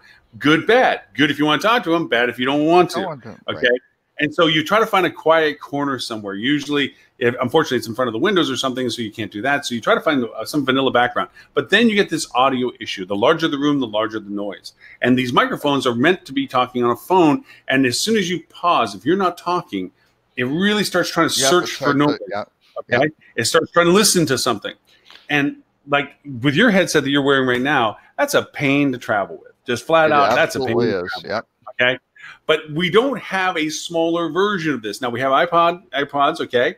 Still, they'll pick up background noise if you're not trying. And ambient noise coming in too for distraction, things like that. This microphone thing means that I'm only listening for noise right here. This is where I want the sound to come from. Yeah. There needs to be a travel version for traveling road warriors that into the earbuds, microphones here. Okay. Yeah. Now you see some of the great speakers have those little flesh-colored little things that hook over the ear and stuff. I have one of those, but it's only a microphone. So in my laptop, I have to put a splitter in to put in an earbud that I still have to have off to the side. Not very helpful. And plus, most of the earbuds aren't just earbuds; they're earbuds with microphones, so still not helpful. So and then even Apple, when I put in the AirPods, that's my source of audio. I can't jack in a microphone only to my MacBook. So to me, technology-wise, get a Road Warrior set where you have earbuds that go in so you can be totally dedicated to the audio of the presentation, and a microphone that is totally dedicated to just your audio. So I don't have to listen to your lobby or any background space that you're listening to. Yeah, I think that's somebody's got to build that dang thing. And there are problems. I mean, I can't remember if I mentioned this on the show. I wound up doing a little market research thing on 4 types of basically Bluetooth AirPods. So you had Apple AirPods, you had the Google Pixel Buds, you had the Bose, I can't remember the sound, whatever ones, and then you had the Samsung Iconics. And I wound up going with the Samsung Iconics because they were great. They went into your ear, so it filtered out all the external noise, right? Which I did not like on the Google Pixel Buds and the Apple one, because again, if I'm working in a cafe or something, those were giving me headaches because I was using these for a week at a time to kind of run through a wide variety of scenarios on them. I didn't like them. They weren't as comfortable. You had all that ambient noise interference. You couldn't really listen to good, and I like listening to high quality music when I'm working, right? That's just kind of what I do. I've always done it since college, right? So, and those didn't work. Well, so I got these, and the Bose ones were really marginally better sound, couldn't connect. The Bluetooth connectivity was awful. The lag when you're watching a video and things like that. The Apple ones didn't play nicely with Android or Windows, right? And keep them in the Apple ecosystem, all that sort of stuff. So I came up with the Samsung ones. Guess what? Used them for, I don't know, 4 weeks, I guess, after the 1 week test period. The right earbud didn't die because the volume is at a very, very low level. It's at a 2% volume level, right? It's like, what the hell's wrong? You start looking online. This has been a problem for months on this new line. Oh my God.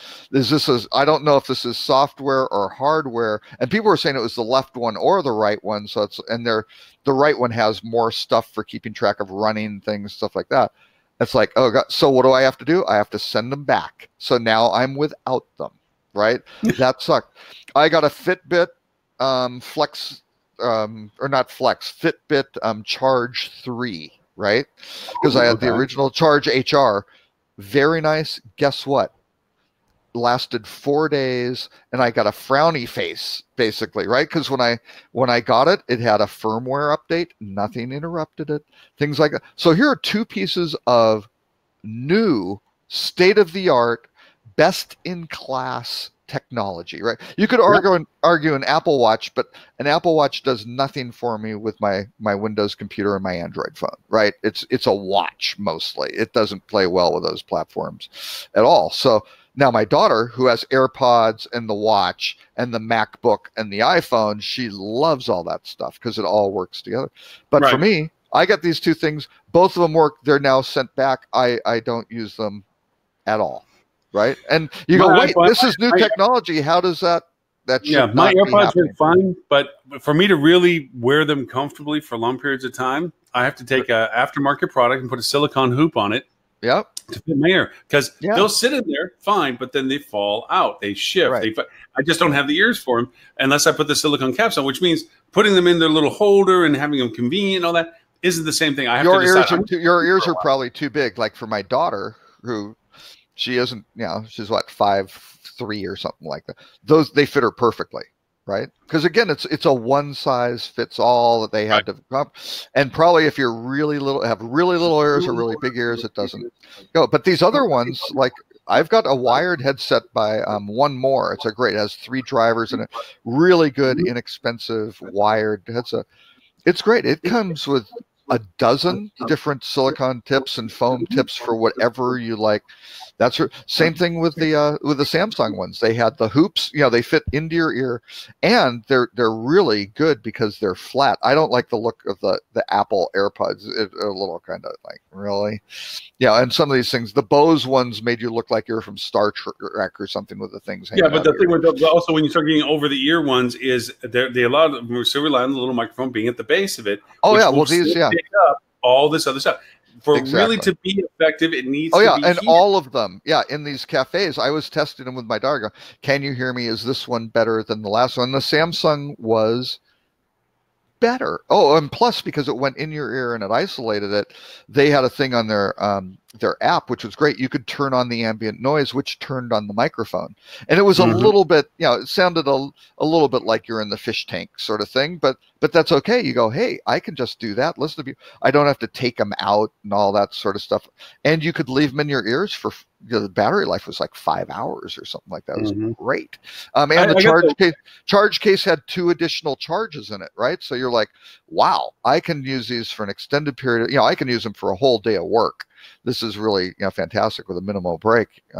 Yeah, so great. But if they don't work, you know, I had I forget what they're called, the Braze or whatever. They were very expensive first. They were the true wireless ones. They were kind of ahead of the AirPods before they came out, and you actually had to turn them on to let the noise go through because it really did block everything else out. Yeah. They were great, but the microphone again being there and it picked everything up, you know. Right. And that makes it very challenging when you're having these meetings and calls and webinars and so forth in your public space. You know, and I'm sorry, but a lot of times you don't want to be sitting in your hotel room with a hotel room image behind you or whatever. And then, of course, if you're not traveling alone, then, you know, don't walk back here because, you know, you're going to be on the screen. Well, and Samsung had some things on their app, which was pretty cool. It did like voice filtering. So it tried to figure out kind of mid-range tones and filter, you know, and again, it's software controlled, right? So it was better. Oh, and then the other thing that was really cool was it held a bunch of music, right? You had like 4 gig of storage in the headsets themselves. Right. So if your phone dies or you don't have connection to stream or whatever, you can play this music straight off of your earbuds, which was great, right? And you didn't even have to do, which is why I wound up with this watch, because the downside of this watch is it doesn't have any storage for music, right?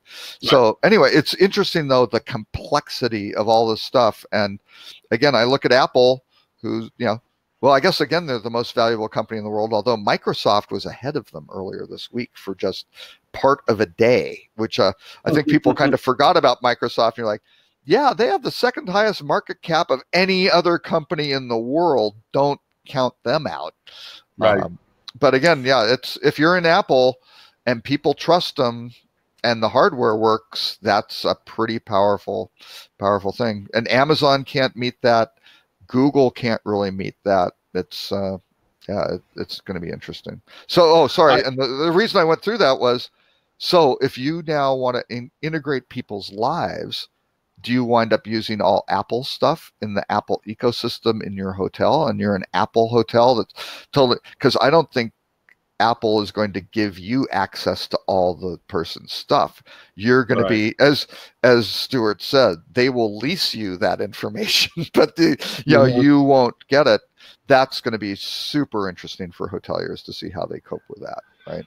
I'm going, and again, it goes back to the security issues of our day, kind of thing. But and how it ties into the car and where you are and all the, you know, all that sort of stuff. I don't know. You know, will Apple have self-driving cars, or, you know, do a deal with GM, or, you know, all these guys are investing. You know, GM has money in Lyft. I mean, Microsoft Microsoft's the one that really tried to get into the cars. They've been the one that's been focusing on them the hardest and the longest is to get Microsoft stuff. Well, Google too with Waymo. Yeah, they've got a huge stuff. Speaking of Google, do you want to hit the fact that Duetto article?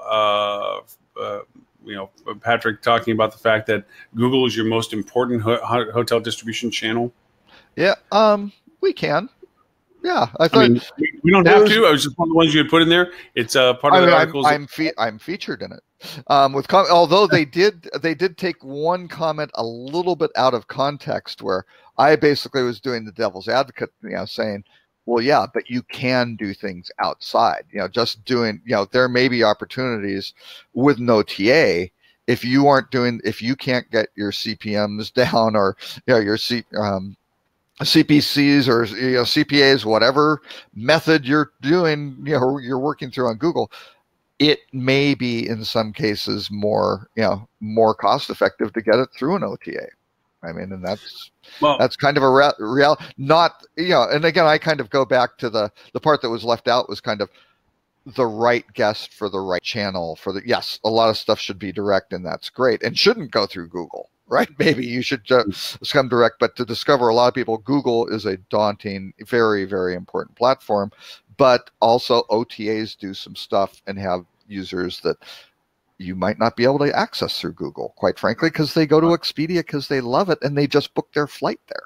Right. And, and you have this high intent traveler who wants to do it through there. Yeah, Google you may not be able to intercept them through that path, which is maybe for that itinerary, for a leisure trip, maybe all their corporate stuff gets booked through, American Express Travel and their company, and that's tackling that. And maybe when they do a wedding anniversary, they do it themselves, and it's going through Google, and that's great. But for this other stuff, maybe it's through Expedia, right? You don't know. All right, so silly question, and this is a marketing idea that I have, and if anybody's listening to it still, they'll have an insight into the mind of Mancina, I guess. So, independent hotels and destination locations, hard to fight. Like you said, you can go to the OTAs and just throw your hat in the ring and say, "Hey, look, I need high-end exposure to destination opportunity. People coming to my market, they're already interested. They're coming to look for being in my market. This is my way of being in there." Okay, right. Yeah. Now, wonder if that same hotel had a campaign that they pushed out that said, show us your United flight ticket and we'll give you $20 off your room rate when you arrive. Yeah. Or American Airlines. And what you do is then you focus your ad campaigns centric to the hubs that they're at, or the markets that feed those hubs coming from you to there. So you're saying, hey, look, I know that Cincinnati is a heavy United Air market. Okay, that's what they take to get out of the city. That's their big lift out of the city. So let me go over and try to target that market by saying, look, you show us your United, okay? Because that's one thing that the OTAs have yet to do is true, and I know I'm going to put you on a soapbox when you say this, dynamic pricing, where you can create collaborative relationships of saying, if you buy this, you get this, and it lowers this price because you did that. Yeah. That doesn't exist. And I know you very early on had been an advocate. That business model is now owned, that patent is now controlled by Expedia, right, for dynamic packaging. Yeah. So, but here's, I'll predict what's going to happen. The airlines have been working on new distribution capability, NDC, for a long time because there was the Open Travel Alliance spec. Farelogix went out and wound up, developing a separate spec based on open travel, but then they made it open access. It was proprietary, basically acquired by the airlines, and now that new distribution, standard, or NDC, is what they're using for all their ancillary sales, right? It's so you can get advanced seat assignments, right? You can go get priority boarding, you can get an upgraded seat, all that stuff, baggage, all those things is all enabled by NDC, but it's a merchandising platform. So now you can do what else would you like? And I mentioned before the would you like fries with that? Yes, it's going to be rental car, because rental car companies pay airlines almost half, right? A fee, because it's such a high intent traveler. It's so high convert. That's where you're going to get them. Right? That's from the old call center days. Like, oh, do you need a rental car? Yes. Well, here, we'll pitch you over to Avis, right? Well, now they can just book it right there and, have a huge revenue share. Those airlines are going to be ultra aggressive, owning those passengers, going, you want my United 1K member in Cincinnati? You're going to pay, right? You're going to give me a better rate. You're going to give me a freaking big revenue share. And then, yeah, I'll consider sending it your way. Right. So, yeah, and they will start bundling that stuff themselves because, again, Expedia is very effective at it. They go, I've even seen some messaging that'll go, and a lot of it's basically behaviorally based, but it's like, yeah, book a hotel and car together, or a hotel and air together, and the air is free. And you kind of go, what? Yeah, because maybe it's one person traveling for 5 nights or whatever, and they look at it and they go, yeah, the discount in the hotel, we're getting this off, and we're in a package rate that's 25% off. It's boom, right? Those numbers work. Now, if you've got a family of 5 that's traveling for 3 days, that's not going to happen, right? Right. But still, all crammed into one room. Yeah, that's not the same scenario. But yeah, you start getting into this whole bundling area. It's going to be, and I'll go very quickly. There are 5 types of bundling, right? And for hotels in particular, they aren't really good at any of them, right? Number 1 is if you're the supplier and you bundle, hey, it includes breakfast. It includes, golf, whatever sort of thing. What happens now in the sort order? If you're on Hilton.com, you can't really tell. I picked on Hilton. Should we pick on Marriott? Doesn't really matter. Hyatt, right? You can't tell who's at the top. Like, oh, well, the Hyatt Centric includes breakfast. The Regency doesn't, right? Or it doesn't break that stuff out very effectively of what's the value proposition of how you get these features versus the price. So that's phase 1 is just basically a value add in your own price. So the second one is bundling it, where you just go, oh, I want this and that. It's just a bolt on, right? Sort of thing, which is fine. Yeah, groups do it, and that's what the packaging is now with Expedia and stuff like that. Now they may alter the price on their side just to try to basically to drive a conversion, because they might get 25% off on the hotel, but they're only give a 5% discount because they don't have to give they can keep the other 20% as gratuity, right, to do that. The third one is true dynamic packaging, which nobody does, which are rules established by each of the partners for their own benefit to go together, and then whoever has the most efficient combination of platform and the lowest margin requirements wins, right? Nobody's doing that anymore. 4 is what Expedia is messing around with now, though, which is the sequential purchase, right? It's like you bought the hotel. Would you like something else with that? Or you bought the air. We'll now give you the hotel at a different price, right? You go pay for it. And then the 5th one is distributed packaging, which I can't really tell you about. You'll have to pay me big consulting fees to do. And that's where you really do some very, very, very cool stuff. That's it, ladies and gentlemen. You heard it first. We get a deep pockets. Mr. Robert Coble distributed packaging, but the problem is if you don't solve the first one, right, which is, hey, I'm selling this with a value add, and communicating it, not just if somebody's only on your website because they came through your channel and you successfully got them into your funnel. Yes, that's fine. You need to be able to do that. But how are you selling that against everybody else? And then you get resort fees, all this other stuff, which has been designed to make this a convoluted process. That's not what consumers want. They want simple transparency. When I look in New York, I go for a particular neighborhood generally. I want it sorted in ascending price order. I want it filtered by 4-star and higher hotels with, if I'm on Booking.com, an 8 or higher guest review rating.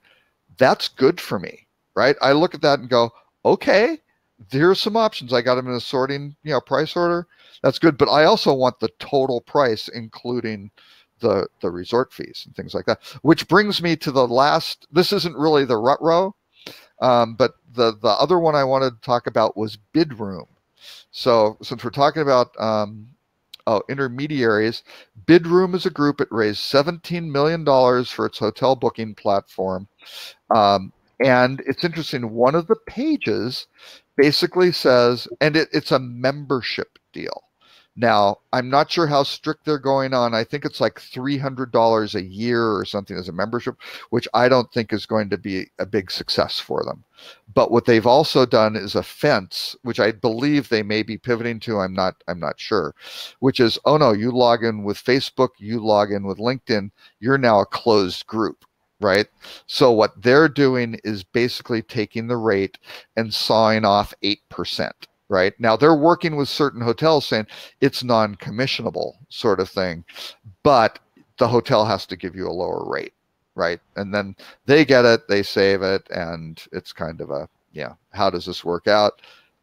I don't know. We'll have to see. But they have a little thing on their site which goes, if you're booking on Booking.com, here's what you do: give it to us, and we'll book it, almost as a travel agent, right? They'll do a manual rebook, rechannel it to the hotel, and there you go, and save money. So I don't know. They just got $17 million. So somebody liked that idea. I don't know if it's. Well, but I looked in New York. I just gave kind of the description of, it doesn't work there. They've got a subset of hotels where they don't have necessarily the hotels that I want. And they go, wow, yeah, I'm saving 8% on that hotel, but why is it $700 total? I can find a better hotel somewhere else on Booking, like on Booking.com, a better hotel for less money, right? So why would I use your platform? Right. So again, trust. How do you make them sticky? Things like that. I don't think they have those factors going for them. So, shall we do the Rut-Row? Unless you want to consider the Marriott, the Rut-Row. Yeah, the one that I had was artificial intelligence will eat revenue management, which is, I think, kind of true, but the bottom line is what signals, who's training the AI, what's the quality of the data, and who's really kind of in charge of it, right? Because I don't think you're going to wind up with, the AI figuring it out autonomously on its own, right? It's going to need a lot of parental supervision, which is now what I'm kind of calling, or adult supervision to wind up. Maybe from the fallout potential of what's happening with Marriott, maybe the progressive change in how we handle our data with GDPR growth, and reinstitutions with new rules from other countries and so forth. I mean, California's trying to build a GDPR type compliance requirement. Oh no, the U.S. will have GDPR equivalent stuff. It has to. Right. The consumer data has to be protected. I think that's going to have an influence on answering whether AI will eat revenue management's lunch. Because here's, not to a full degree, because I think AI still can be competent doing base revenue management, but the idea of personalized pricing versus standardized pricing, public pricing, can only be done by AI. But if AI doesn't have the resources of data to truly tailor the revenue, the rate offerings to individuals based on their value proposition, based on the data we know about them, if that becomes limited because of new rules, regulations, or change in sentiment from the people, from the general population, then AI will be able to replace revenue management from a scalable public pricing point of view based on timeliness, historical relevance, trending, all the math that's associated algorithmically with current revenue management pricing models. Yeah. If it really truly allows to have the data that it needs to create individualized, personalized pricing, it will totally crush revenue management, because at that point, me walking into a hotel, keep track of it. There's just no way compared to you So because of that, I agree that AI, if allowed to have the data necessary to do it, personalized pricing will totally destroy what we think of revenue management now, as well as marketing. The personalized pricing, though, I am not bullish. My approach to personalized pricing is the same as Ed's to blockchain, right? There's a lot of problems with this, because you need we talked about the multiple persona thing, right? I think a lot of the things it has to be very logical for a consumer. It has to make sense, because again, they've got to trust you, right? And to trust you, you have to be behaving on their terms, not your terms, right? It has to be a true relationship. So if you're doing that, a lot of the temptation for this personalized pricing would be, let's take it to these guys, right? And optimize every little, how much more can we get, right? Is certainly the push for yield management and the genesis of all revenue management. Now, ultimately, you get to customer lifetime value. That should be the big one. But again, customer lifetime value is a tough one, because you can have a competitor, you can do all the right things right now, and a competitor comes in and disrupts you 3 years from now and cuts out 15 years of customer lifetime value in your equation. That's not good, sort of thing, right? So I think this is going to get very, very complicated on the training, the setting the rules, the push of how you optimize the revenue for the owner versus being customer focused and maximizing the customer lifetime value. I mean, those two are unfortunately most of the time in conflict. They should be together, right? We've got a full picture of all of this data, but I don't see that for a while. And AI may be able to figure that out. But the other side is going to be, who are you disenfranchising, right?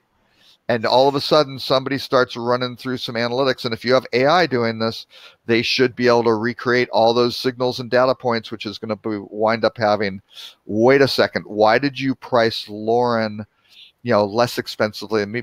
Because he's more physically attractive and he has a larger, That's what I'm banking on. It's the groupies. It's all the groupies. I mean, oh my God. What I think these are that's why I'm building my AI model. Phew. Yeah. But again, if you start figuring out that this race or religion or socioeconomic or something, not intentionally. But I don't even think accidentally happened. I think well, not saying that it couldn't, but here's my thing. I think it will. If they aren't looking at it and they aren't testing for that, which is not, most of these things when they get built, they don't get built for what could be wrong. It's like, we're trying to optimize this and these are our best. And Facebook did that. Everybody can share information, not somebody weaponizing it, right? I think it was a new type of amendment, and just to remind them and seeing it again. Okay, so imagine the combination of gamification, and reward-based value. So if we were to say, okay, I'm scoring points, gamification, because of my frequency of travel, and you haven't traveled at all, okay? From a gamification point of view, I should successfully be offered more incentive opportunities than you because I represent a potential.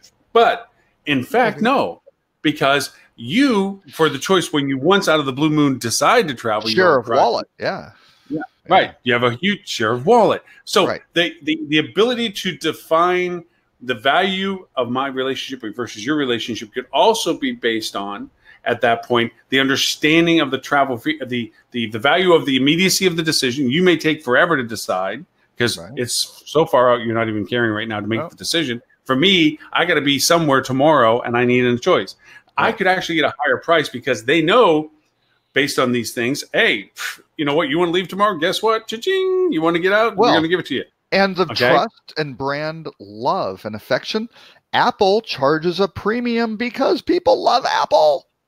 They aren't going, let's go lower this. They're using that as a let's keep our margins strong because we can use all that extra margin to roll back into R&D to delight people with with the core product, right? With the speed of AI and the ability to compute these things, they know demand potentials for that market, for those dates, for those rates, for that opportunity compared to other variables. And they might say, you know what? It's better to dump a rate and let Lauren show up tomorrow. Because tomorrow, predictably, we weren't going to be able to do what we wanted to do with these X number of rooms because the demand cycle window, blah, blah, blah, blah, blah. Let's give them this rate to get them here. For you, you would never even see that. Because why? One, you're not going to make the decision like that. Two, it's not an immediacy to that. And you might, in fact, get a higher rate because you're farther out for different reasons on a demand cycle that they know they can get. Or if they know that you love them and you may come in and say, hey, guess what, Lauren? We love you. We're going to give you a maximum rate. You come stay with us. When we're in a peak demand period, you'll never pay over this ceiling. Right? Because we do it because we love you and we're willing to do it based on your customer lifetime value and your path. That's fantastic. People will go for that. Now, that flies in the face of well, wait, no, let's not keep Lauren, who's capped at $250. We can sell that room for $350, right? So there are going to be some very interesting decisions. Do that math on frequency, just like we do with our wholesaler contract choices right now. Yeah. What rates do we offer based on the volume of business you represent? It's a total volume of revenue versus a smaller. And they might still give me the room at $250 because you know what? It's worth the $10,000 I spent with them over the course of other times where they couldn't shoot. Maybe, but you need a lot of information. You need all of your information. It'd be great to know your total travel profile, to know your share, and go, well, because some of the jump shot data that I think I talked about on the show, because everybody commits these to memory, I'm sure. And you know, I think that was about a year ago. But the jump shot data basically said, the higher the frequency of an individual in your frequent guest program, the higher probability that they are staying with one of your competitors, right? So and profile of value. Yeah, because that's a frequent traveler. Yes, and you've got some frequency with it, but that doesn't mean he is, just because he's staying twice a month at a Marriott and you think that's pretty good, you got 24 stay, doesn't mean he's staying 3 times at Hilton's a month or something like that. Well, that's why, right? So you don't know. The whales and so forth, and you know, they have the propensity that they may spend more money, but they may be more infrequent. These are all math things that AI, the ability to correlate. It can, but who's the AI working for? Is it working for the owner, who's a real estate company, who goes, I want to maximize the revenue per square foot out of this building, and that's what we do. Now, because we're part of Marriott, and this is the whole business model thing, right? The owner has one business model. The management company has a different business model, and Marriott has a third business model, right? You go, no, this is a regular... He only stays with you once. You need to give him this. You need to take one for the team for the greater good, right? Right. But here's the other maybe, but who's AI? Right. Okay. But here's the point that I'm throwing the wrench in the whole process of this. My belief is, remember what Google's new mission statement is? Be the ultimate personal assistant. Yeah. Okay. Your AI is going to evaluate their AI and tell you, Lauren, you know what? Based on what we're looking at, Marriott's probably going to be willing to give you a low rate, eat it for the team, for the management and ownership and brand, to get you there compared to Hilton. Google will look at all of the behaviors of Marriott over time and in advance, and how they've treated people who are like you. Hey, look, and that's the answer that's going to end up giving. Lauren, I have you booked in New York at the Marriott Marquis for such and such and such, and I trust my AI to have looked at all the other variations of what my relationship values were, and it's going to tell me that that's what's the best thing to do. But before that happens, you still need a hotel system. How many hotel systems are you aware of that look at it and go, hey, Lauren, I look at you and go, you're a Marriott Rewards member. Oh, you have a AAA card. Oh, well, I'm look closer at you. Yeah, you're a member of AARP. Whatever, right? You're part of various. You're a Costco member, right? You're whatever. That's going to be the best deal. A little unknown website, which worked out great for me this week. AutoSlash. If you're renting a car, it's not as slick as the others, right? At all. You go to autoslash.com, you go and you put your pickup and your drop off. And yes, you have to say DFW versus Dallas Love Field if you're, it's airport specific or whatever. Or you can say near an address, it's fine. You do that. And, that's fine. It works like a general, but then they have a page that goes, do you have an American Express card? Do you have a Visa card? Are you a member of Costco? Are you a member of the following airline rewards program? Delta, United, American, whatever. All those various things, because all those are signals for you're eligible for a better rate because you've got that stuff, right? And then it goes out. Well, I had to rent a car yesterday. We had transmission problem. My younger daughter has our other car. We were down to one car. And it's having a transmission problem yesterday, right? We're in this kind of window of, oops, I got to go rent a car, right? Because the car's going to get fixed. Wife's got to go to work. How are we going to go do this? So I went to all these websites. Hey, it's $77 a day at DFW Airport. Hey, it's only $54 at Love Field. Well, I wound up finding through AutoSlash a lower rate. But the one that really got me was pick up the car at Love Field, drop it at DFW Airport, including all taxes and fees, $27. Huh. And I found it. Actually, well, it wasn't purely on AutoSlash, but I did 3 because they'll do a thing that says, do you want to check another? Do you want to check another? Right? So I was on the website and for a car rental said, yeah, I want to do it for DFW on that date. I want to do it again. I want to do it at Love Field. And I want to do a Love Field to DFW. Right? Boom. 15, because I think they needed more cars at DFW and it's probably less expensive to go do that drop off. And they saw whatever price off of it. It was like, right. Wow, I saved because I was eligible for it, right? I didn't know how many hotel platforms figure out that eligibility. None, right? I'm pretty sure.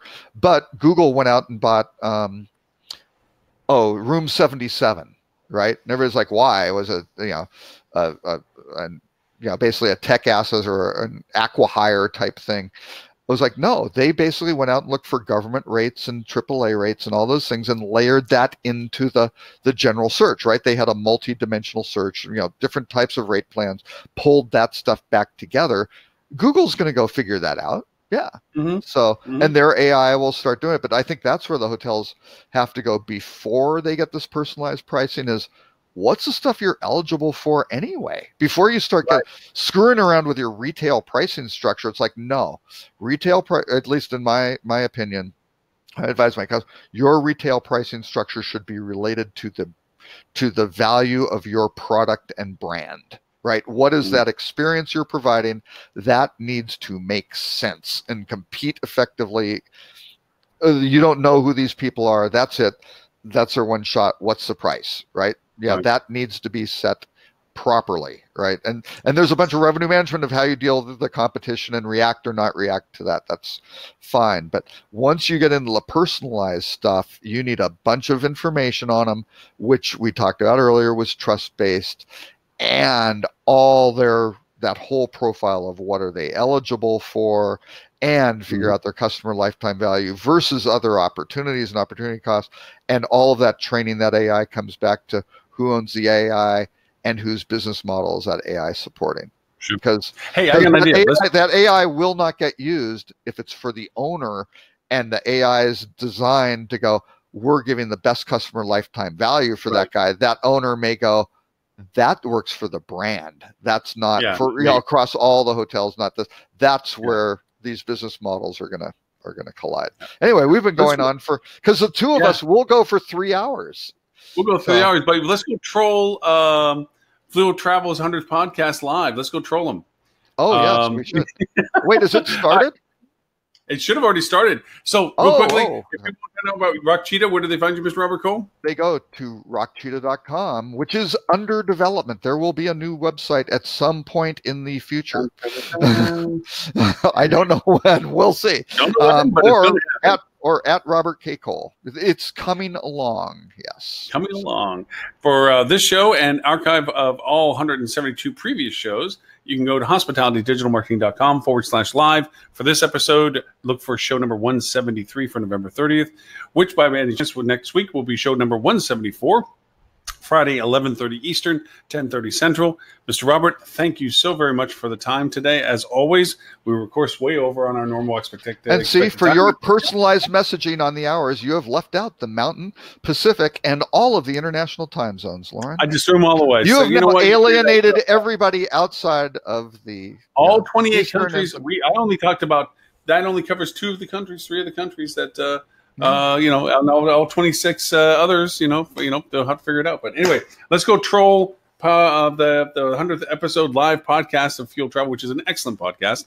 Until next Friday, show number 174. Thank you, everyone, for your time, and we will talk to you then. Bye, everyone. Very good. Bye-bye.